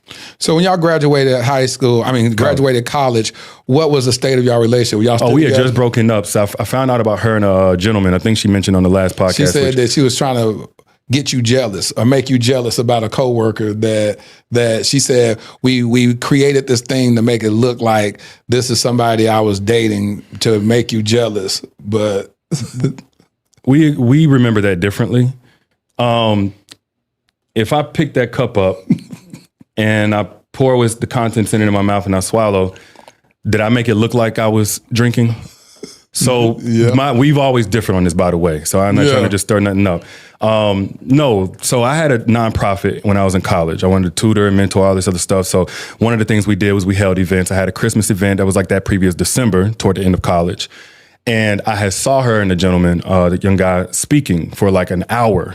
Now, up until this point, Danae had always tried to kind of be perfect in my... I'm sorry. I was looking at the man's shoes. Was he calling some other woman beautiful in front of her? I think I did hear something like that. I don't feel like going back. I want to go forward. There's still a whole nother damn hour of this thing. I think she thought if she ever showed a flaw, whatever, I would just leave or something like that. So I was like, this is bold, at my event. It's like hundreds of people in there, but I can see her just chatting it up. So from December all the way until we graduated that late May or something like that, I had seen the cars together. I had seen all these different things. And this is the coworker that she had. Yeah, coworker, any classmate or something like that. So fast forward, and I'm thinking at this point, first off, we already coordinated where we're going to work after school. We're going to be in the same state, because I'm thinking I'm gonna do this. But at this point, I think it was really a lot of what she had been holding in because I had been unfaithful. I had cheated and all this other stuff. I think she never fully expressed herself on how that affected her. So at this point, I think it started bubbling up to where she got really hostile. Like, man, I don't care what you say. So she's out overnight. It's like, I went to sleep at the gas station. I'm like, went to sleep at the gas station? Went out again overnight. Oh, y'all were staying together? We were staying together. Okay. We had started staying together we were shacking up year 2. So you said, so she left the house and then come back the next morning? To 9, 10 in the morning. This was the peanut butter and jelly sandwich woman that he called his mother and said, this is the woman I'm going to marry. But year 2, they shacked up and didn't get married until year 2 babies in. And what year? 8 years in? Or 10 years? I don't even know. Because he said this was 15 years ago. They didn't get married until 2019, right? In the morning. And this was unlike her. She was not this type of girl, but she's wearing makeup now. I know she got some hood rat friends from Sonic where she work, and I know she hanging with them. But I'm like, what is she doing? I'm not sure who's involved. So she did that 2 nights in a row. Then one night I came home. I forget where I was at. I wasn't doing, at this point, I wasn't doing anything. I kept going up and down. Came home in the shower. I came in just like me, bro. I'm very affectionate. My number one love language is physical touch. So first thing I do is get my kiss and hug. She's in the shower. I go right up in there, and while she's in the shower, she's wet, and she's like, And I'm like, what's up, baby? Kissed her, came on out, and the phone is on the counter with the messages up. And he's like, is he home? Can I slide? Da, da, da, da. And I'm looking real quick and I see the name. She jumped out wet, snatched the phone, and I was like, oh boy. Went to the living room. I searched the name on Facebook, saw some stuff, and I was like, that's the guy that she was talking, da, da, da, da, da. So long story short, man, that was a big blow up and we broke up. And then years later, I had heard from some people he was around about what actually took place. And that after. Somebody said she was a smart tutor working at Sonic. Exactly. But don't forget, he had a tutoring nonprofit. So he started out not having money to even pay for his own meals. Then he had a nonprofit that where tutoring was going on. Was he doing the tutoring? Was she doing the tutoring? Was there even a nonprofit? I don't know. I don't know. All of this is just seeming very weird. That's weird. After we broke up, she had went and stayed the night and they did whatever they did. And it wasn't until we were married, because we had this thing where, hey, tell every sexual experience you've ever had. Yeah. Where we were married, and she finally, after he done died a couple months earlier, said what all had actually transpired. So she admitted to it. Well, she did. She said, well, she didn't have sex while we were together, but it was afterwards. Me, I'm like, it pales in comparison to what I did. I am not going to let's just keep it all the way G so we can sweep this away and get on to the next chapter. But we had the direct answers. We broke up. We broke up because of that. Her and whoever, I didn't care. I moved on, did my thing, but we stayed in touch. And when she moved where she moved to, we kind of reconnected sexually. She said that at that point, well, first of all, let's go back to her personality, which is interesting because I've come to find out that Naya said she used to be a fighter. She used to swing on people. She said somebody came to that job one day, she done fought people. She. I didn't know that part of her, but I mean, she's spoken of being willing to, but I didn't know that part of her. Yeah, she said she was known to throw hands, and I was like, really? I was like, she's like, oh yeah. Got a lot of tricks up her sleeve, a lot of surprises. Box of chocolates, man. She said she threw hands. And so now y'all moved to y'all's respective cities. What city was that? Was this when you moved to Atlanta? I was in Rocky Mount, North Carolina. No, we went to North Carolina first. Okay. Well, and then she was in South Carolina. And y'all were both single during that stage? Very single. You doing your own thing, she doing her own thing? Her own thing. But then y'all would just smash every now and then? Every now and then. But then, I thought she was on I would say this lasted about a year and a half. So if she needed me, I came and, like, say, for instance, one time, I worked a 9 to 5 at the time. I was at work, but she had felt really ill and she didn't have no family down there or nothing like that. And I came back, I flew back and I just drove. It was like a 5-hour drive. I drove down there and I stayed with her that weekend. So anytime she needed me, she ain't had no furniture, I would help. If she needed to do this, I would help. That was kind of how we, how we did things. But we were still sexually engaging whenever I did come. Would that be defined in today's standards as a situationship? That's fair to say. Or just somebody I'm just smashing? Because a situationship is more so as, it's understood that we're exclusive with each other, but we don't have the title. This sounds like more of, I understand you got other people you messing with and vice versa, but we'll hook up. I would say after probably the first year, when we kind of really started up with, I'm coming in, I'm operating as a boyfriend or she's operating as a girlfriend, daily calls and texts and check-ins and stuff like that, but still undefined. Yeah. So, I mean, it's fair to say situationship. Either way, it was a blur line mess. And when y'all got ready to move to Atlanta, was that a conversation that y'all had that y'all were going to move together? First, she was going to come up to where I was at in North Carolina. My whole goal was to get down to Atlanta. My whole life goal was to get down there and driving distance to my mom and them. Where your mom live in Atlanta? Alabama. So she's like a 4-hour drive away. Alabama, remember? So I never had plans of staying too far away. I always wanted to be close with family. But yeah, we had that conversation. Like, his dream was to be able to get within driving distance of the mother who made him feel so isolated because she had stopped coming in to say good night, bud, to him after she had gotten a new boyfriend. And then, she gotten this stepfather for him that he really liked. And then the stepfather was there for him and, helped him with his development. And he felt more connected to the family and all of that. You remember? At some point,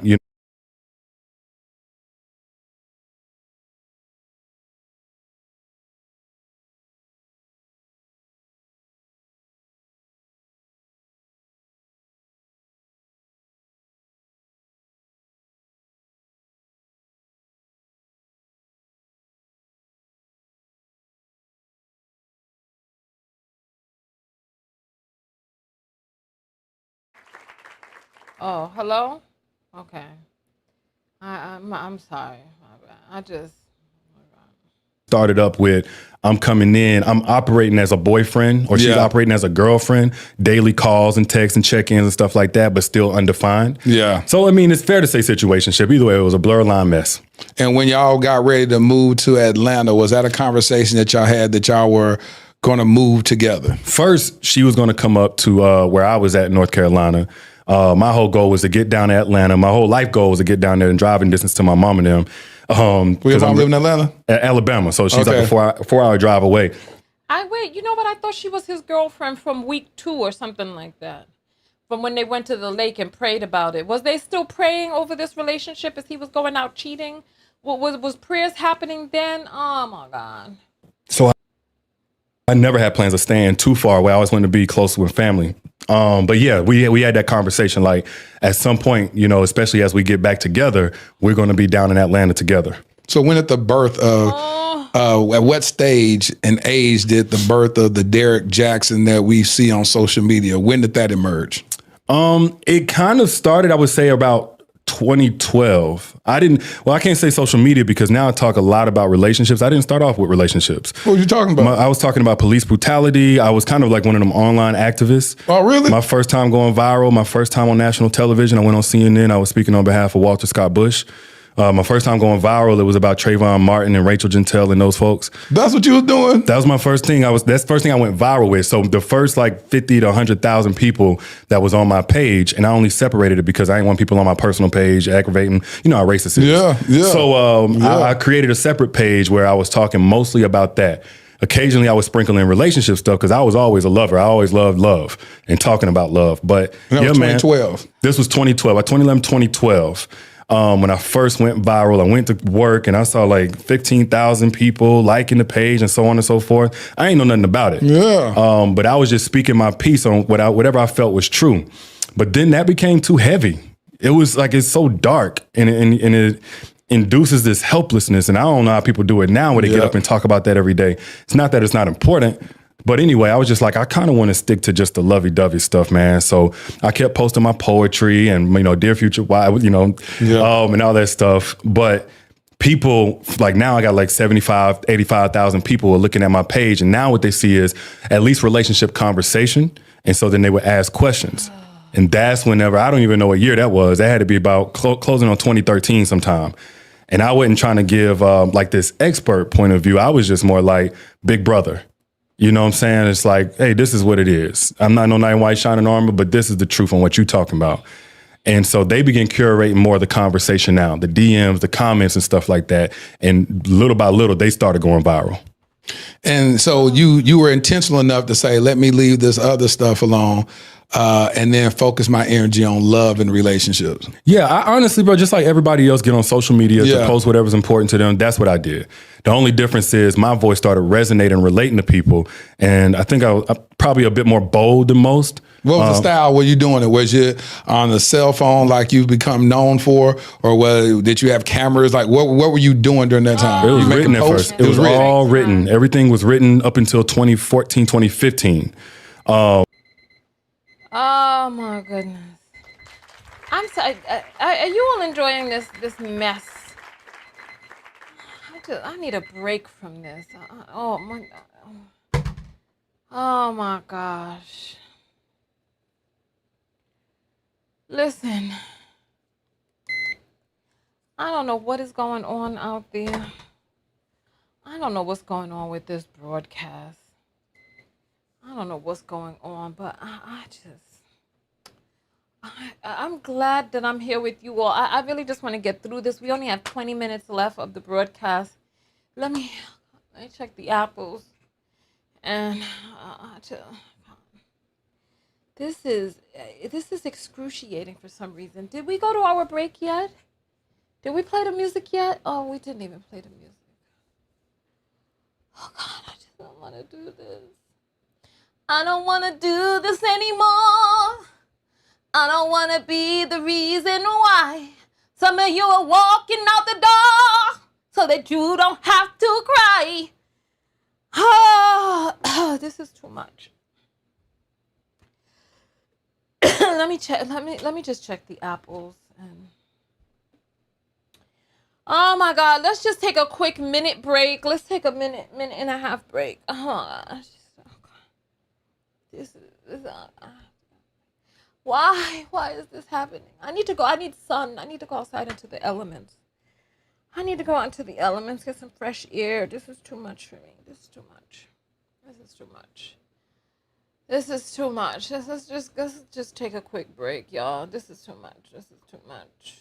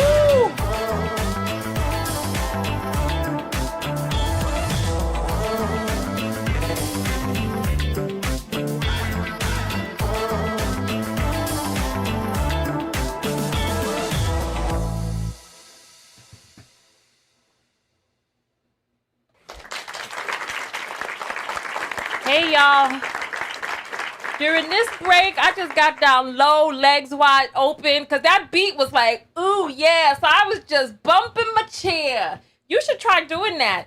These are some great inner thigh exercises. That's all I was doing.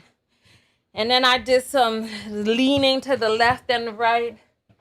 But yeah, that oh yeah beat got me. Listen, let me check the apples real quick, but we're going to go straight through for the last 20 minutes. I don't want to stop it at all. I just want this to be over. Let me check this real quick. Sierra sends 222 and says, question pulling this to win her back and justify reunion. I don't know what this is. This whole thing is just a mess. It's a boondoggle. It's too much. Interesting, the interviewer isn't laughing this time. Oh yeah, Sir Chuckles a lot has found a way not to chuckle. Interesting. Thank you for catching that. Because I didn't even realize. We were just so happy for the relief from the chuckling that we didn't even realize that he wasn't chuckling this time. Let's just go straight through. I really want to finish this up. Let's do it. We got 20 minutes left. He probably has like 2 minutes of an outro. So let's just do this. Okay, let's do it. I just want to be done with this. I was a romance novelist. The first couple of books were Cheating Man's Heart 1 and 2, inspired by, I'm sure it's a huge surprise. And then from there, I wrote poetry because, again, I'm just staying true. Some people were trying to push me into expert land. I'm like, y'all don't know. I just effed up everything. I ain't the one. But people. Then when I got down to it. God damn, why can't he take accountability for his shit? People pushed him into expert land, but he didn't want to do it because he was like, I just finished messing up, but you people want me to be an expert. Nigga, you was spouting lies for fame and money.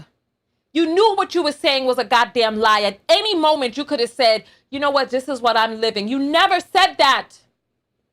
God, this is annoying. I don't know how Danae dealt with this for 15 years. Atlanta, this is 2015-ish. Me and her just broke up all over again. People have been stealing a lot of my content. And I was like, enough of that. So I started making videos, Snapchat videos. And then those went even more viral than the written stuff. So that's how that happened. It was on my cell phone. I ain't have none of these beautiful lights and cameras or nothing like that. But I was able to impact a lot of lives, even just with I think it was an Android at that. You got something against Android? I'm just saying, you know how everybody be shading. Now you woke up and chose violence. Now I People got are an Android. Samsung-phobic, so you know we they having over a here. great conversation until you had to go attack Android. Now interview over. I'm sitting. Triggered you. Yeah, triggered me. You iPhone people. And so you start doing this content. And so what kind of feedback did you get from your brothers? Like dudes that you know where they like, man, come on, man, what you doing talking about this stuff or this? Like your inner circle, how did they receive it? My inner circle knows me. They know, first off, I'm kind of soft. Like, I always liked things that most people didn't like. Okay. You know, I watched a little bit of sports, but not big on sports. I always loved love. Whenever we used to freestyle back in the day, I was always on love topics, all that kind of stuff. So really? Yeah. But outside of my inner circle, you know, I got a lot of feedback that I really kind of got with the videos, the comments and all that kind of stuff. Oh, man. But it's just like, bro, true is true. Like, again, like you just think yourself, back in the worst of your decisions, whatever they may be, if your female cousin, auntie, mama, sister come and ask you a question about a dude, you're going to keep it straight with them. 100%. You're not going to tell them, oh, he put his hands on you because you didn't have the food ready when he got home from work. You're going to say straight like, nah, he put his hands on you, but he probably wouldn't talk out of line to a dude the same size as him. 100%. Cowardly, right? Yep. So that was the perspective. But as people came and piled in, and again, I never branded myself because it wasn't about no brand. I just wanted to do what I was doing full time. So I had to you make wouldn't some even money. know it at that point. You don't know how this could grow. That was not a thing whenever I first started. Right. It was like maybe two guys. Your wife was part of the machine behind the scenes helping you grow. I don't understand these lies. I don't understand this. Guys, I think one or two guys that was doing it professionally. Who was doing that professionally? I want to say Tony Gaskin was one of the ones, and then a brother by the name of Stefan Speaks. Oh yeah, they had a thing going on, and I still didn't know their business. So I mean, you know, I didn't know this as a profession. But yeah, that was the feedback. But then guys that actually talked to me in real life, we always left the conversation them understanding what I'm saying in full context. So if a woman asks you a question, you're gonna speak to that context. Yep. But of course, it's Hold on. There's a shirt I need to sew. I'm just going to sew while he's talking because I don't want to waste these 20 minutes just sitting here because I can't. I can't. I can't listen to this BS much longer. This is too damn much for me. Let me see if I can put this on here. I'm just going to go get my sewing kit and my T-shirt here. a larger conversation and both sides of the coin. And when did you start knowing that? When did it click? This can be monetized. Did it happen from your first booking that happened? Somebody said, hey, we want you to come speak at this women's thing about this. You're like, wow, I can get paid for this. How much I charge? $500? What I charge? Yeah. What was the first thing that made you say I could get paid for doing what I love doing? I got a stomach ache. I honestly got a stomach ache listening to this. My stomach is hurting me. This is ridiculous. This is too much. First off, I published my first book, 2013. It was a romance novel, though. There wasn't no advice, 2014, 2015. What was that called? A Cheat Man's Heart. Okay. You say I could get paid. Always left the conversation them understanding what I'm saying in full context. So if a woman asks you a question, you're going to speak to that context. Yep. But of course, it's a larger conversation and both sides of the coin. And when did you start knowing that? When did it click? This can be monetized. He claims he was booked on CNN. He didn't know that he could be monetized. The N-word had T-shirts. He had board games, books. He was doing speaking engagements. He was appearing on everyone's podcast. But he didn't know that this could be monetized, right? I got all of these needles, but this one got some red thread in it. But I want a thin needle. Oh my gosh, this is... Did it happen from your first booking that happened? Somebody said, hey, we want you to come speak at this women's thing about this. You're like, wow, I can get paid for this. How much I charge? $500? What I charge? Yeah. What was the first thing that made you say I could get paid for doing what? This interviewer is terrible. Why are you leading answers to the person that you're asking questions to? Let him answer the question.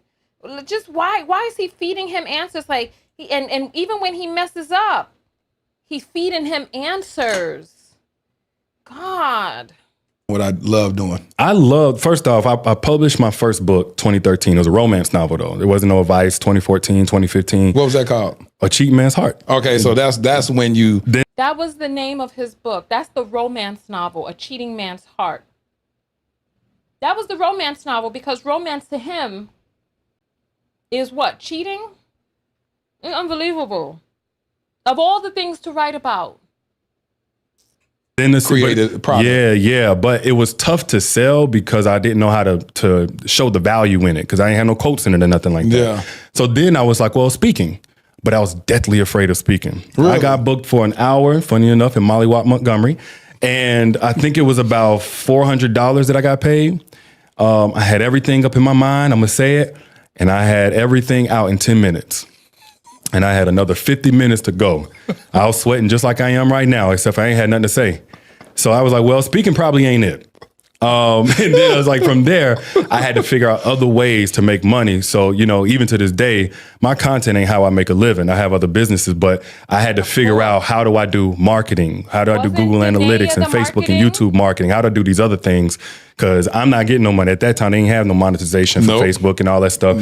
So if you didn't have a product to sell or if you weren't getting brand deals, you ain't making no money. In fact, You're a fucking liar, Derrick. I'm monetized on Facebook. They had monetization back then. Why are you lying? Why you always lying? Ooh, oh my God. Stop effing lying. Why you always lying? They got monetization. They had monetization because I was monetized on Facebook. When did I get monetized on Facebook? Because YouTube had monetization from 2008. You can lie to other people, but you can't lie to me because I'm the longest running Black women's empowerment channel on this platform. YouTube had monetization since 2008. Oh my, thing keep falling. Yeah. facts. Yeah. Did you ever get brand deals? Not like as a long-term thing. I did a couple of things for like the last OG show and stuff like that. Yeah, but not like the way it is nowadays where they be like... I stopped even accepting them because I felt like they would always try to control me. Like my thing is like, I can't be bought. I don't care who like what I'm saying. I don't care the feed. Man, look, I'm going to say the truth. I'm not going to be lies. You're going to tell the truth, nigga. You was lying for goddamn years. It was the blogger, TK, who exposed you. The F are you talking about? You can't be bought. Nigga, you bought and sold. You jumped for that dollar. Come on. You the biggest liar we know. Come on. Who do you think you're talking to?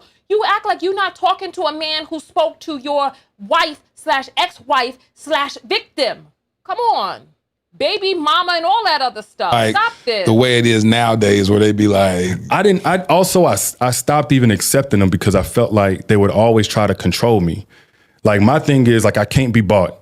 I don't care who like what I'm saying. I don't care the feed. Man, look, I'm going to say the truth. I'm not going to be a sellout. And a lot of times the brands would be like, oh, well, you got to take this video down, especially about the black stuff, pro-black stuff. And I'm like, I'm not taking anything down. Yep. If I say I love even black women, if I say I love black women, I'm adoring black women, I'm sorry to those whites and non-blacks that get offended, but this is how I feel. So I stopped doing brand deals, and that's why He's pandering. So the brands didn't want you to say you love black women? So who is he talking to right now? He's talking to his base because he wants them to know he pro-black. He pro-black woman. He wasn't going to take his videos down. You hate black women. If you love black women, you would have been telling the real truth. Come on. If you love black women, you would be up here telling the truth right now instead of this hokey pokey, turn yourself around type of foolishness you're doing. I really learned business so I could be independent with my voice too. That's real. And so then what initiated the move to Atlanta? You wanted to get closer to your mom, 4 hours drive, that y'all moved together in solidarity, that you said. We planned. He wanted to go to the city where it's rumored that there's 16 black women to every man. He had to get there. He didn't want to move back to Alabama. He wanted to be in driving distance. His dream was to be in Atlanta. Why didn't you just move back to Alabama, baby? You's Alabama, ain't you? Ain't you from Mollywop or wherever the hell you say you from, son? This is unbelievable. And you Jamaican too, rotted. Why you no ras no go back to home? Why you didn't go back there to your mama? That's where you should have been, but maybe there wasn't enough JJ out there for you. Planned it first. We planned it first. She had got a job down there. By this time, I was a full-time entrepreneur, but then we broke up right before we even went down there. We was some making up and breaking up fools. So we went down there separately. She went to stay where she was at in Dunwoody. I forget where I stayed, Dallas, Georgia, something like that. And yeah, this was just another long single season.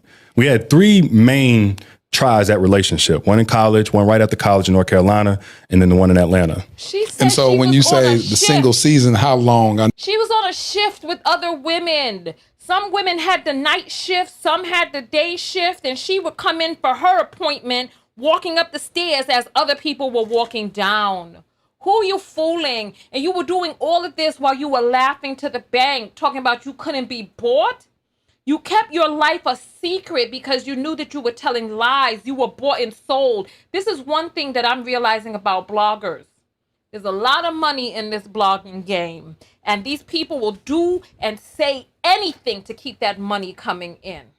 God, this guy. I know it's hard to look back at that time.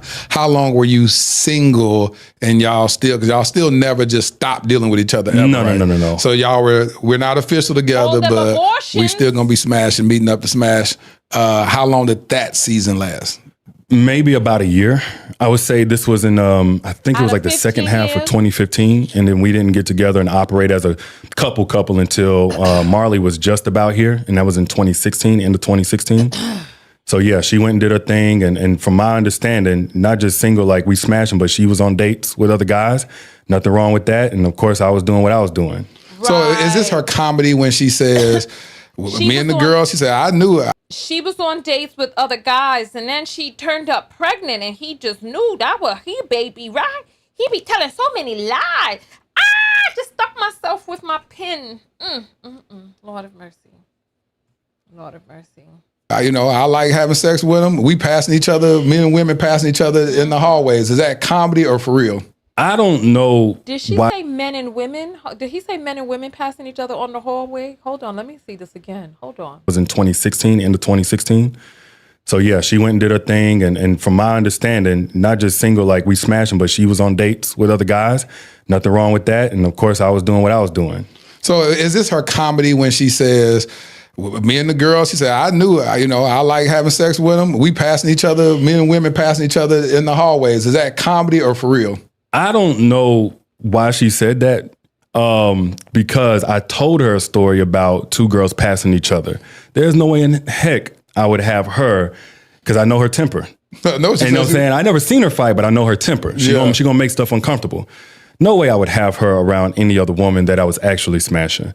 But there was a situation I told her. So maybe I think as she was talking like us, as everybody who's, sleeping with Derrick. But yeah, there were 2 girls that passed each other up on the staircase. Cause I never lied. Like, this is what I'm on. I'm single now. I'm deep in my whole phase, and I'm gonna win all American honors in it. See, that's what I'm talking about. So if you can be 10 toes down and be honest like that, I can't do nothing but respect that. Because women say that that's what they desire. They like for a man to be straight up honest, so they'll know how to move accordingly. And so you're telling me that in that phase, you were straight up like, which she said that it was like that. There's no perceived relationship. There's none of that. Now, there could have been more etiquette in how I did some of those things. How? Tell me how you have etiquette. First off, I thought that was kind of messed up for the girls I had passing each other. I really was in savage mode. And then I think 1 or 2 times the nail would see like some condom wrappers or something like that. And I'm like, even though we're not together, she may be doing her thing. We know our history and we know the feelings that we got for each other. And especially whenever she got pregnant. We conceived Marley, I think New Year's Eve or what have you, and going into 2016.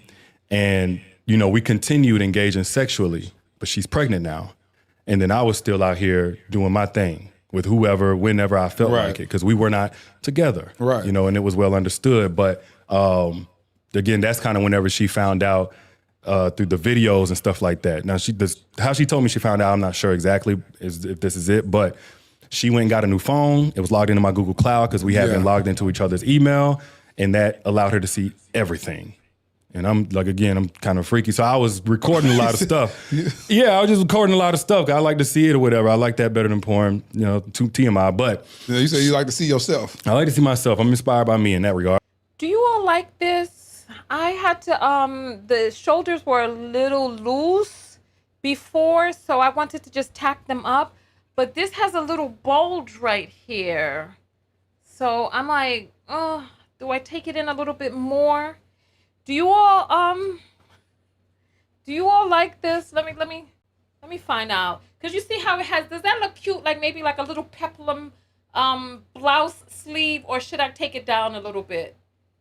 Let me know. Should I take it down a little so that it's a little more flat, or does it look good pumped up like that?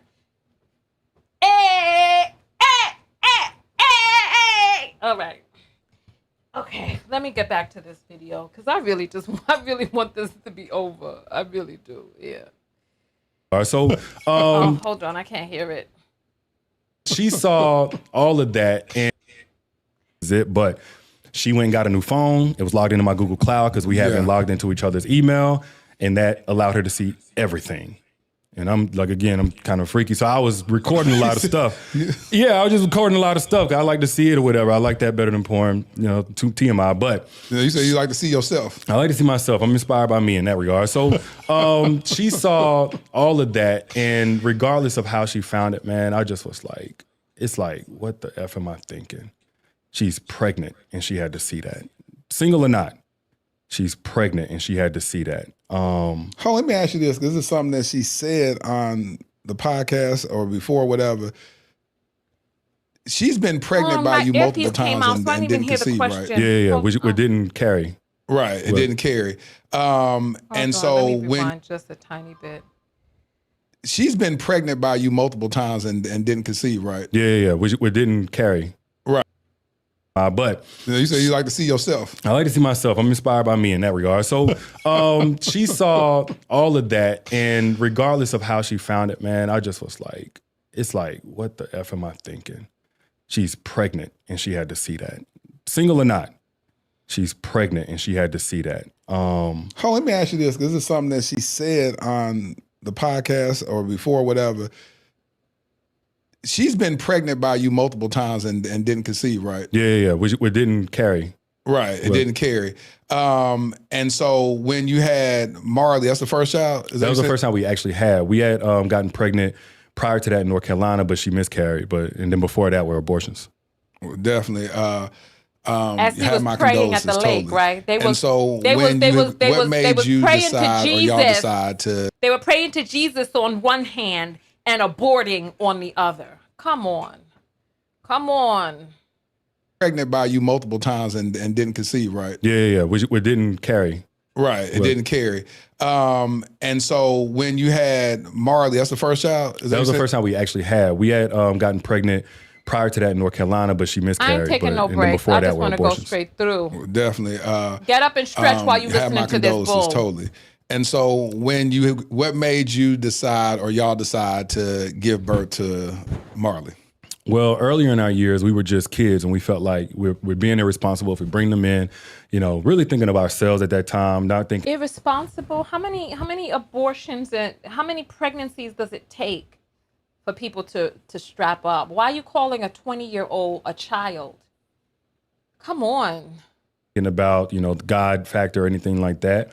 So by the time we got to North Carolina, it did take a toll on her, even those experiences. And, you know, for me, my whole stance was, even though we created this together, it's your body that has to carry it. So whatever you want, I'm on.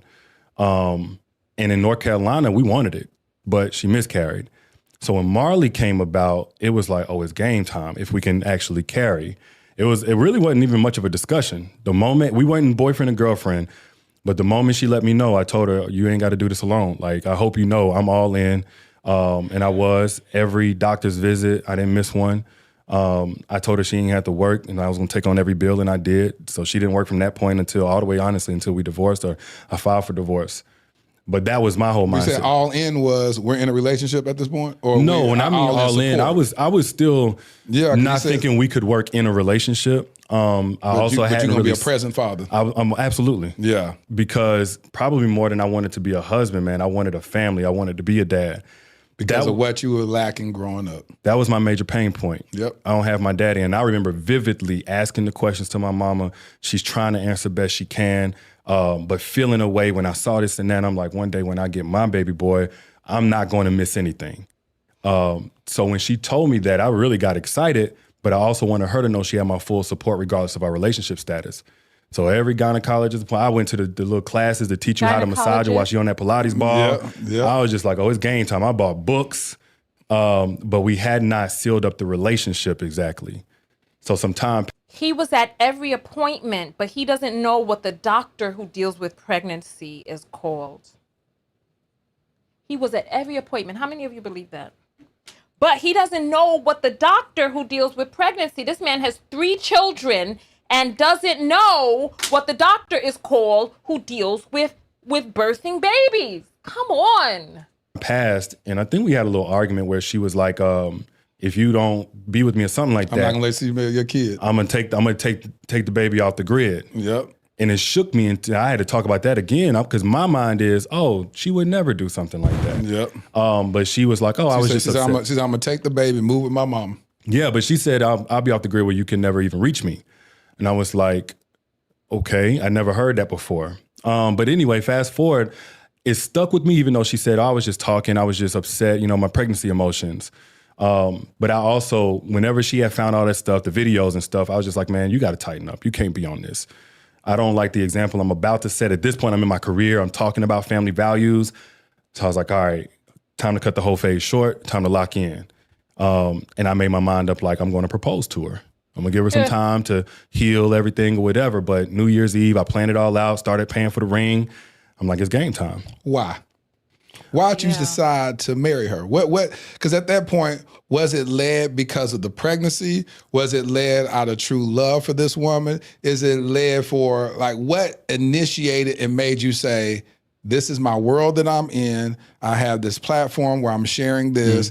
I have this child coming, but I want to go ahead and marry this woman. The platform impact was the least of it. With her in that time, even though she was pregnant, she actually was helping me with work a lot. My business was picking up, going crazy. This is the first time, I think it was the first year I made 7 figures.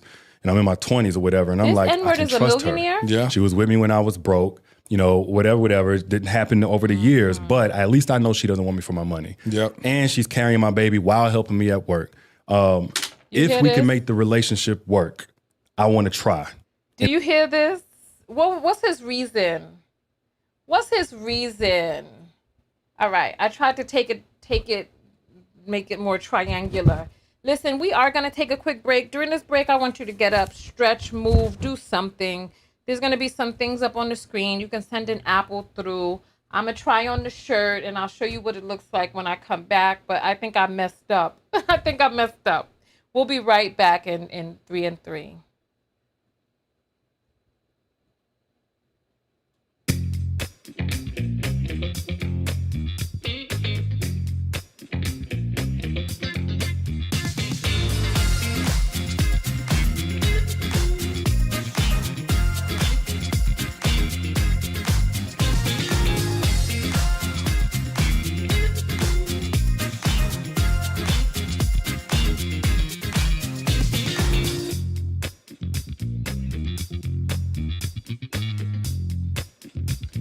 I'm not joking. Get up. I see some of you still typing. You need to be working out.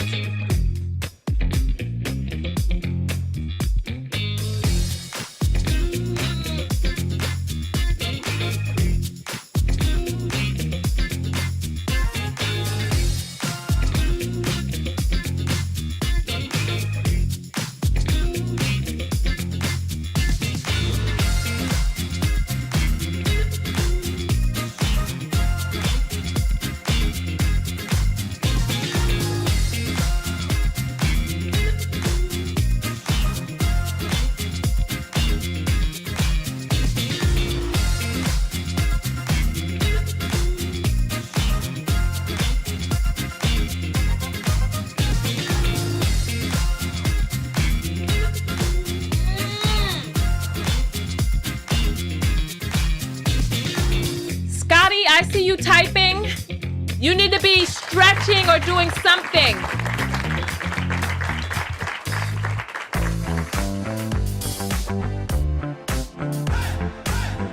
Cutie, you need to be getting up. You still typing too.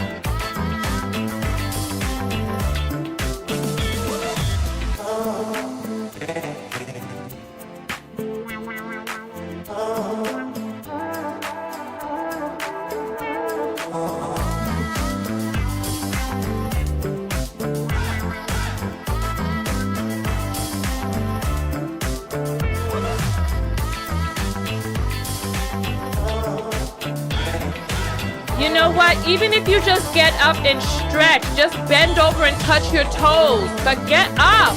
Get up. Shark, the LZ show, get up. Coco, get up. We got a little bit more time left, so get up.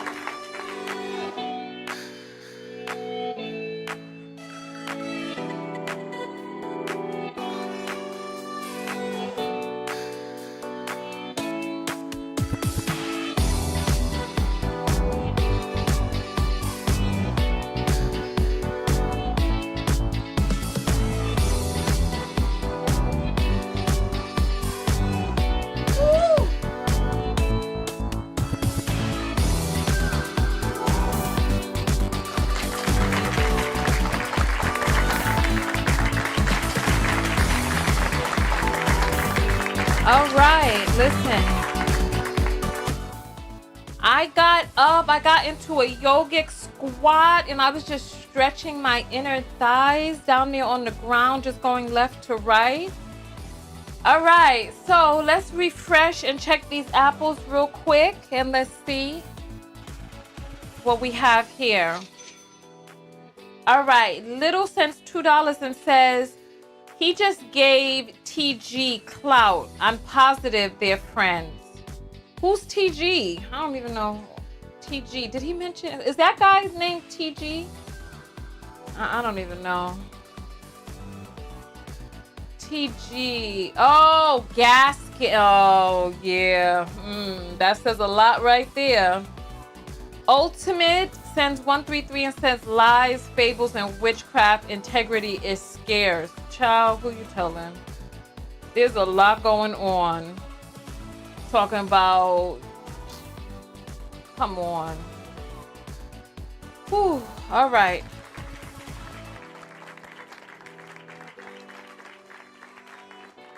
All right. So let us get back into this real quick. What's happening? This thing is playing again? Oh, 60 more seconds. All right. All right, let's finish up this interview. We got how much more? We got 8 minutes left on this interview. Thank goodness. Thank goodness. So let's just get this done. And this time, knowing what I know, because now I'm teaching the masses, I'm like, I know how I need to come. I need to secure her in terms of my intentions. Then that's where the marriage part comes in. Yep. So everything or whatever. But New Year's Eve, I planned it all out, started paying for the ring. I'm like, it's game time. Why? Why'd you decide to marry her? Why? Because at that point, was it led because of the pregnancy? Was it led out of true love for this woman? Is it led for, like, what initiated and made you say, this is my world that I'm in. I have this platform where I'm sharing this. I have this child coming, but I want to go ahead and marry this woman. The platform impact was the least of it. with her in that time, even though she was pregnant, she actually was helping me with work a lot. My business was picking up, going crazy. You know, this is the first time, I think it was the first year I made 7 figures. And I'm in my 20s or whatever. And I'm like, I can trust her. Yeah. She was with me when I was broke. You know, whatever. It didn't happen over the years, but at least I know she doesn't want me for my money. This side looks And she's good. carrying my baby while helping This me at side work. look a mess. If we can make the relationship work, I want to try. And this time, knowing what I know, because now I'm teaching the masses, I'm like, I know how I need to come. I need to secure her in terms of my intentions. Then that's where the marriage part comes in. Yep. So she knows I'm not playing no games. I got now the financial pieces there. So she already ain't working, but before Soft Life was cool, I was like, I don't want her to have to worry about anything financially. Yep, she said that. She I'm said all that in. Financially, she was good. Yeah, financially, because, you know, another pain point was I saw my mama struggling. And I always felt like if a man was here, she wouldn't be, you know, how she is, tired all the time and gone all the time. So 2 things I knew I wanted to do. I wanted to be a present father, and I wanted to take some weight off of my lady's shoulders. Right. And from He there, wanted I to was like, take some whatever. weight I off think of her if I come in and shoulders as he was stressing her to the point of wanting to unalive herself. Right. Yeah, so that he could drop words like soft life and people are going to believe this SHIT. This is unbelievable. So this was a size small. But see, the thing is that I cut it in the back. So when I cut it in the back, it gave extra room. So, yeah, so there was no size to go through smaller than a small, but we'll see what happens next time I decide to make a shirt. But I need to fix that shoulder that's closest to the N because that one is the one that's pointy. I'm going to take this out and start again. But let's go ahead. I do my part, the rest is going to fall into place. But it don't work like that. I see, and I had to learn this in therapy, man, like, as much as we know we cultivate a version of a woman, she exists outside of us. Oh, of course. Well, it's easy to say that, Yeah. but then when you in it and you know that you doing this, and this, 'cause it wasn't just financial. If she called me at any time, I don't care. If she wanted me to run to a place and get her some food at 1 or 2 in the morning, it's like whatever. And I'm sitting there billing that into, that's going to produce a certain version of her. But that mindset didn't allow her to experience remaining trust issues with me. Postpartum depression. Oh, yeah. All of these different things they ain't got nothing to do with how I'm treating her. Right. So without considering that, man, treating I her? personalized everything going into even the engagement and on forward, man. So yeah, that was my thinking. Like, we gonna make this work no matter what, but we still. When he said he was going to marry her, did any of those reasons sound like what it is that he thought about her as a person? This is the crazy part. When you ask men what made them marry or all this other stuff, they always talk about how the woman is serving them or servicing them. This is unbelievable. I'm going to do this shoulder over again because this one just, it was not right. It was not right. Still had not properly set the foundation, reset it from all of the years past. And when you decide to marry her, you made up in your mind, I am done with all these women. This is my wife. I'm going to be an honest man that covers my wife properly. When I made up to just get engaged with her, I had burnt all the bridges. Oh, you did? But the thing was, with me, my boundaries were loose at Explain. best. Because So people need to boundaries being understand, I had bad boundaries when I was married. So I just want to hear what you consider a bad boundary. So I may have a woman that I slept with before, even in our singleness. I may have a woman I have sexual history with before, and I have no problem carrying on small talk. That's one boundary. Right. Going out where I knew somebody else was going to be there, that's a loose boundary. It's like, you know, somebody that you had sexual history with is at this place. There was one situation where a girl that I had some sexual history with, she did some work down in Atlanta, so she was flying in way before she had asked me to like give her some books or something like that. And I kept that commitment to meet up with her and give her books instead of telling her like, you know, or just telling her, no, things have changed since the last time. So these are the types of things that I didn't notice until way later, Danae would see or have whatever and have problem with. Of course. Because even if a girl is hitting me up saying, D, you know, my mom loves your stuff. My colleague, you know, is a fan of yours. And I reply like, oh man, thanks. You know what I'm saying? Appreciate that. You know, hope everything is well. Danae sees that at the corner of her eye, or when she goes to my phone and says he's talking to women. Yep. So for somebody who hasn't healed, it's triggering all over again. But in my mind, I ain't smashing these women. I'm for every woman that I'm even having to lose boundaries. He sounds like the type of person that sends videos of him touching himself. He seems like the type of person that sends those type of videos through. Does he seem like that type of person to you too? He seems like that person to me. But I'm tell me what you curving think women of this version. 10 times more. So on into engagement, that was the first time I was like, okay, I don't know if I can do this. Because at this point, man, I done got her books. I got a therapist because I'm not getting the version of her I think I'm supposed to get. I'm faithful. I'm provisional. I'm still asking about what we can do to fill up her love tank, but she's hostile. She's closed off. At times, she's emasculating with how she talks. Of course, the sex is not even close to being there. And then she said, well, we need to go to counseling. That's where I'm glad you went right there. Then what happened in counseling? Because that's where she said she revealed, this is before y'all got married, right? And this is where she revealed, I had been raped before, right? In this counseling session, that this happened. When did she mention that she had saw stuff in your phone and all that stuff? Was that in this counseling session? No, she already had told me in real life she had saw the stuff, but this is where we're going to deep dive through all those things. And at first I was reluctant, I ain't gonna lie to you, man, because it's like, why is the relationship only in trouble when you're unhappy? Why is it that I've been telling you stuff, I'm not getting what I need, I'm paying for personal trainers to help fix your self-esteem so you can get back in shape, I'm paying for the therapist, the books, the podcast, I'm doing everything, rubbing feet, backs, everything, and it's not enough, and I'm hurt by that, but then whenever you feel upset, now you're ready to save the relationship. So I was reluctant at first, I ain't gonna lie, but I'm like, I'm engaged now, we got a little baby, let's do this. Let's go to was already counseling. born at this point? Yeah, Marley's already there. She was there like maybe 8 months old. She was very young. And then the counselor, and this was kind of really made it tough for me to continue on, he immediately went into rescuer mode. Danae is a lot better at accessing her emotions, especially painful emotions, than I ever have been. So me and her together, I'm big and I'm extroverted. I can talk a little bit. She's a soft voice and, just look like she just been held in the basement or something like that. So we going and talking, and immediately she goes in about all the hard things I had done in the previous relationship. So me, ignorant, I never considered all the previous, because I'm like, hold on, in between time we single, you've been dating. Yeah. I'm thinking especially because she got her lick back. Yeah. She got her lick back. And I mean, call me what you want, bro. I still feel to an extent. Once you get your lick back and you even the score, we even. I don't want to. I mean, you know what I'm saying? Like you went and one of the guys, and I don't know if she slept with him or nothing like that, but it was one of my homies. She knowingly did this. I did that to make you upset. She went for guitar lessons and learned everything she needed to know in one night.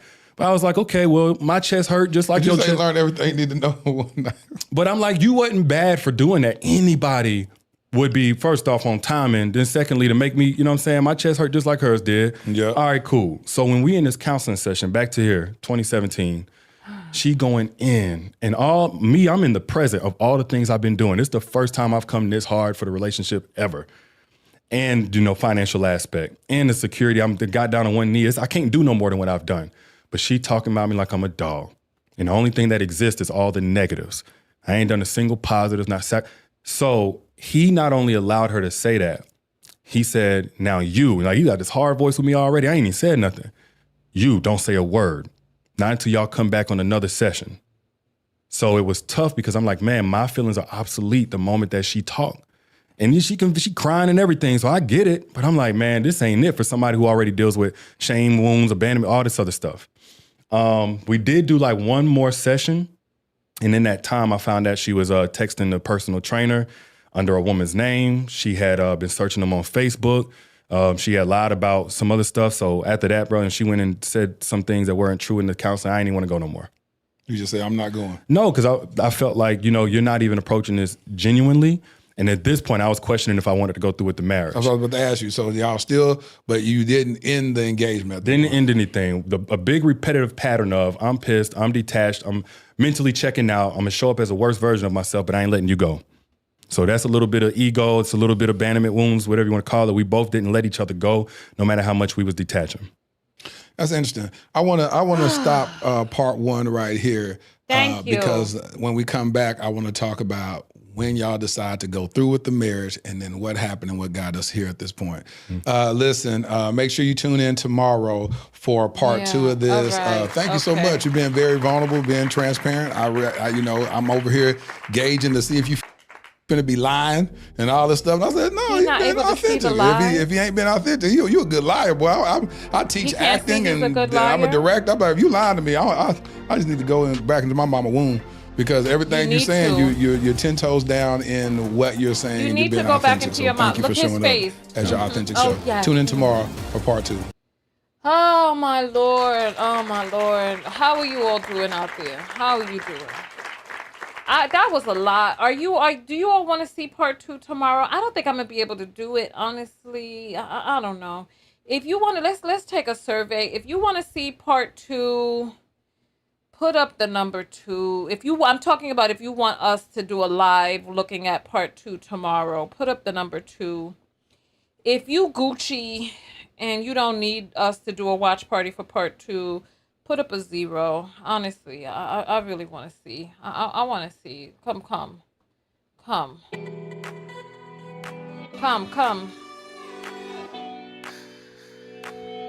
Tell me. I want to see.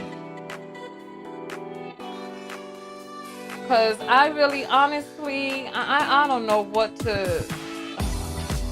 Me personally, I mean, if you all want to see it, we can do a watch party.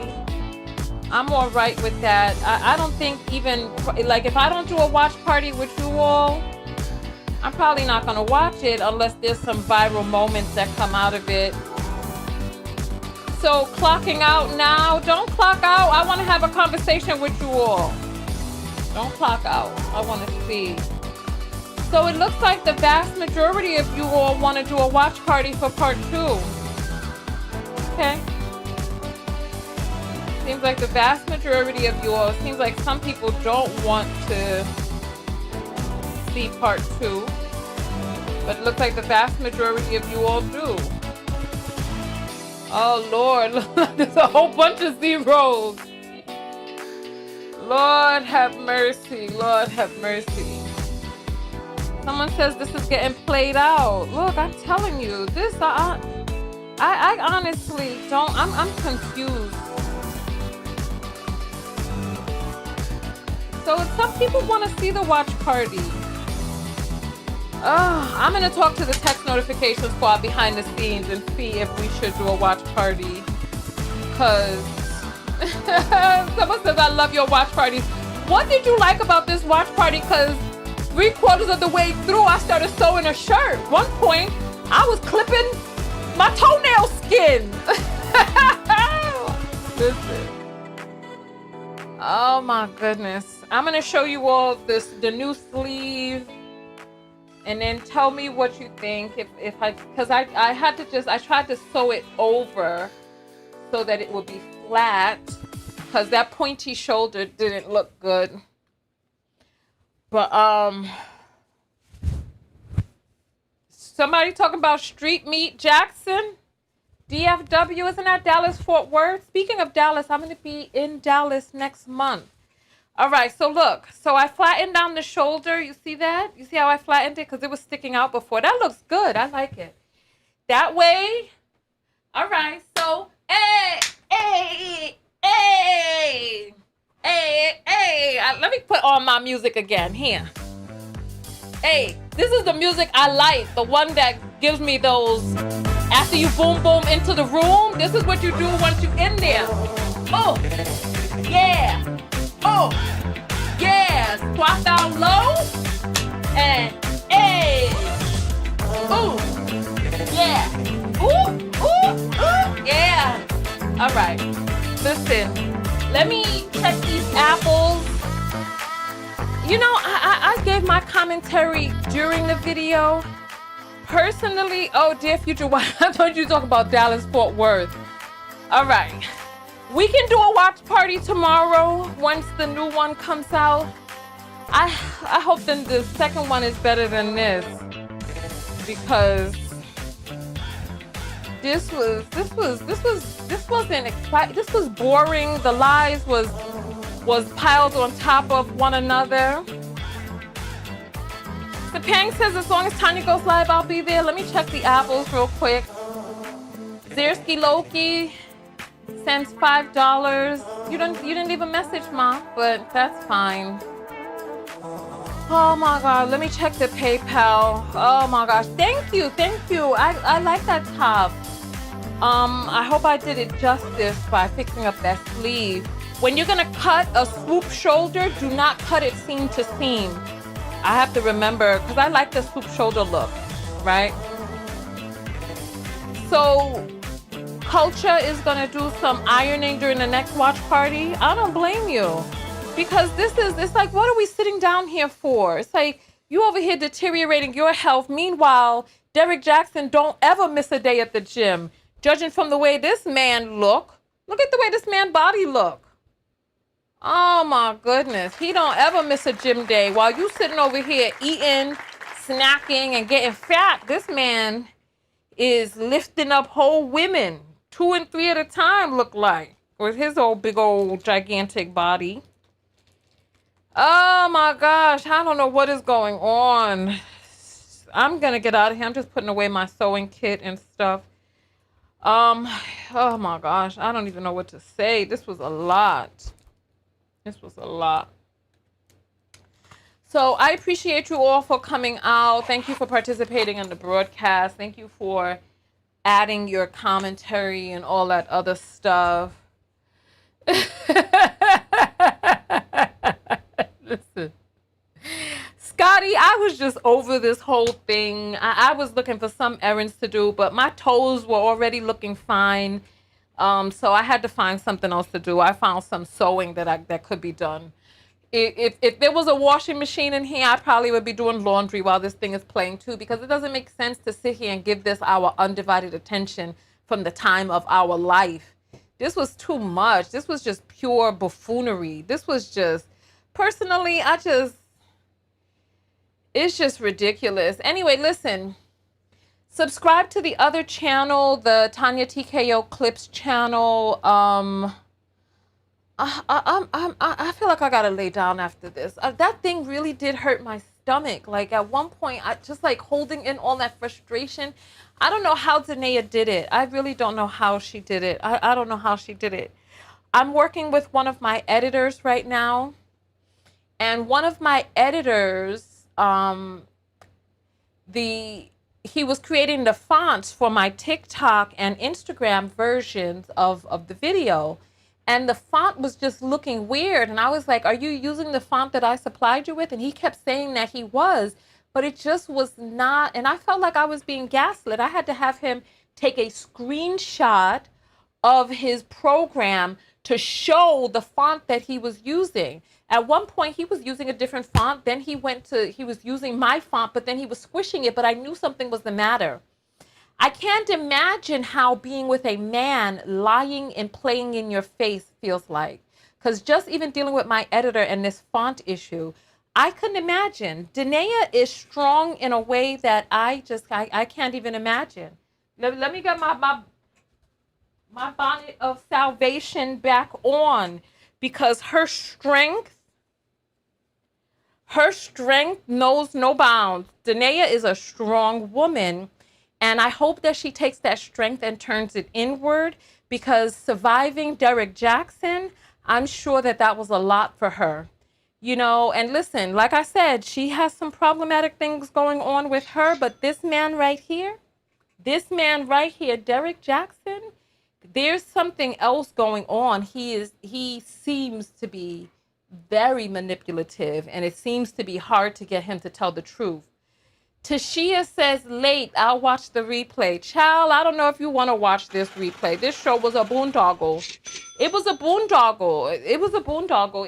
There wasn't really nothing in it. It wasn't, I don't know if you want to watch it. There wasn't really anything in there that seemed like it had any semblance or any grasp on reality.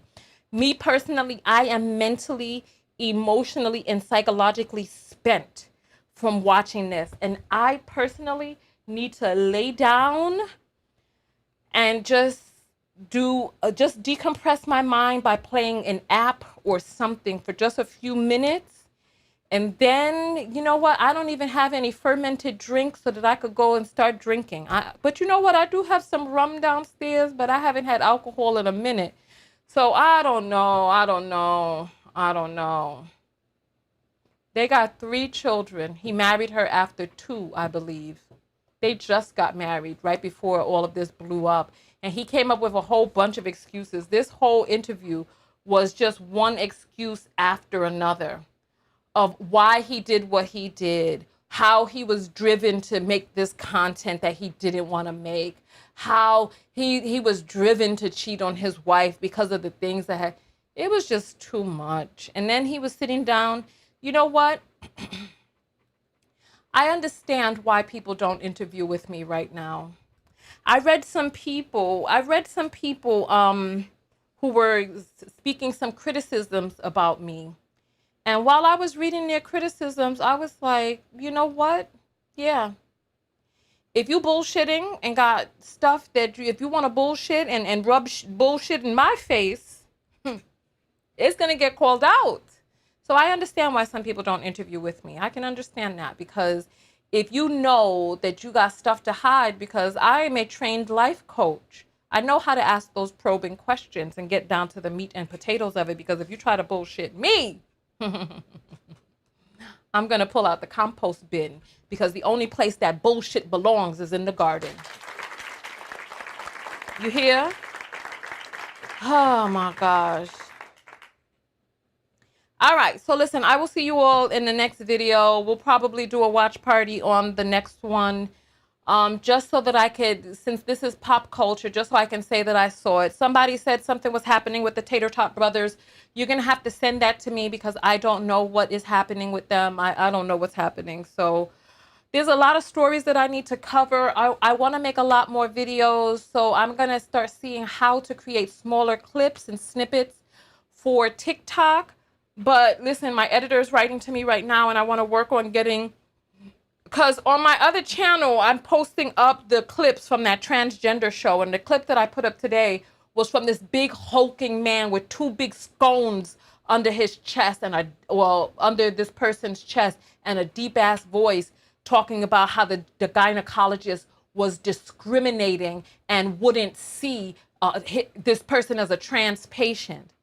So go check out that video. It's a boondoggle. It's a boondoggle. But listen, I will see you all later. Tonya TKO, and I'm out. Go out there and we got to do the self-love lessons. Oh my God, I just want to get out of the video. Let's do the self-love lessons real quick. Self-love. Oh wait, Pro sends $1 and says, "Stop it, RuPaul. You used to be his biggest fan." Oh, look, this person is so sweet. This person sent me $1 just to troll me and call me RuPaul and say I used to be Derrick Jaxin's biggest fan. I mean, the proof is in the pudding. All you have to do is just search for my name and Derrick Jaxin's name and see if I've ever been a fan of Jaxin. Just go see. Go see. For some reason, Miss Spirit Nateki, he never resonated with me. He was always a panderer, and even as a woman, it's like, don't blow smoke up my ass, and then he blew smoke up people's ass for money. This man became a millionaire off the backs of Black women wanting to believe his pipe dream. And even after all of the effery, he still has a large base. So Pro, even though you're trolling me in Cash App, I can't even fault you. Thank you. Troll me some more. Troll me about 100 times more. Do that. In Cash App, troll me. Send $1 100 more times, baby. I appreciate that. I appreciate it. Look. But I'll say this, Pro, let's not call each other names. If you want to criticize me. You can criticize me, but let's not call each other names. You can disagree without being disagreeable. Let's be respectful, okay? Because I don't disrespect you. I don't sit up in your face wanting to stay in your face disrespecting you. I don't do that to anybody. So, listen. Look. You all are clouded. I love it. I love it. Self-love lesson. Type SLL. Let's see what the self-love lesson is today. Let's see.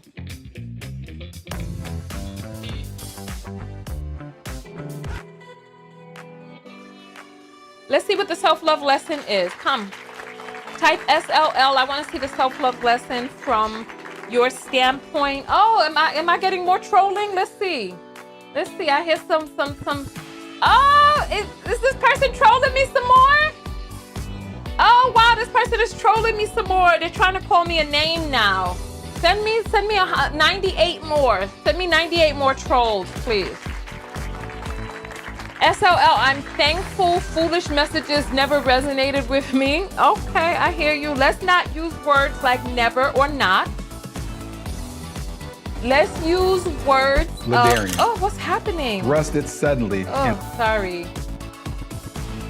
Let's not use words like not or don't or no. Use words that you want to gravitate towards, right? I value my discernment. I love that. I value my discernment. I love it. I love it. I love it.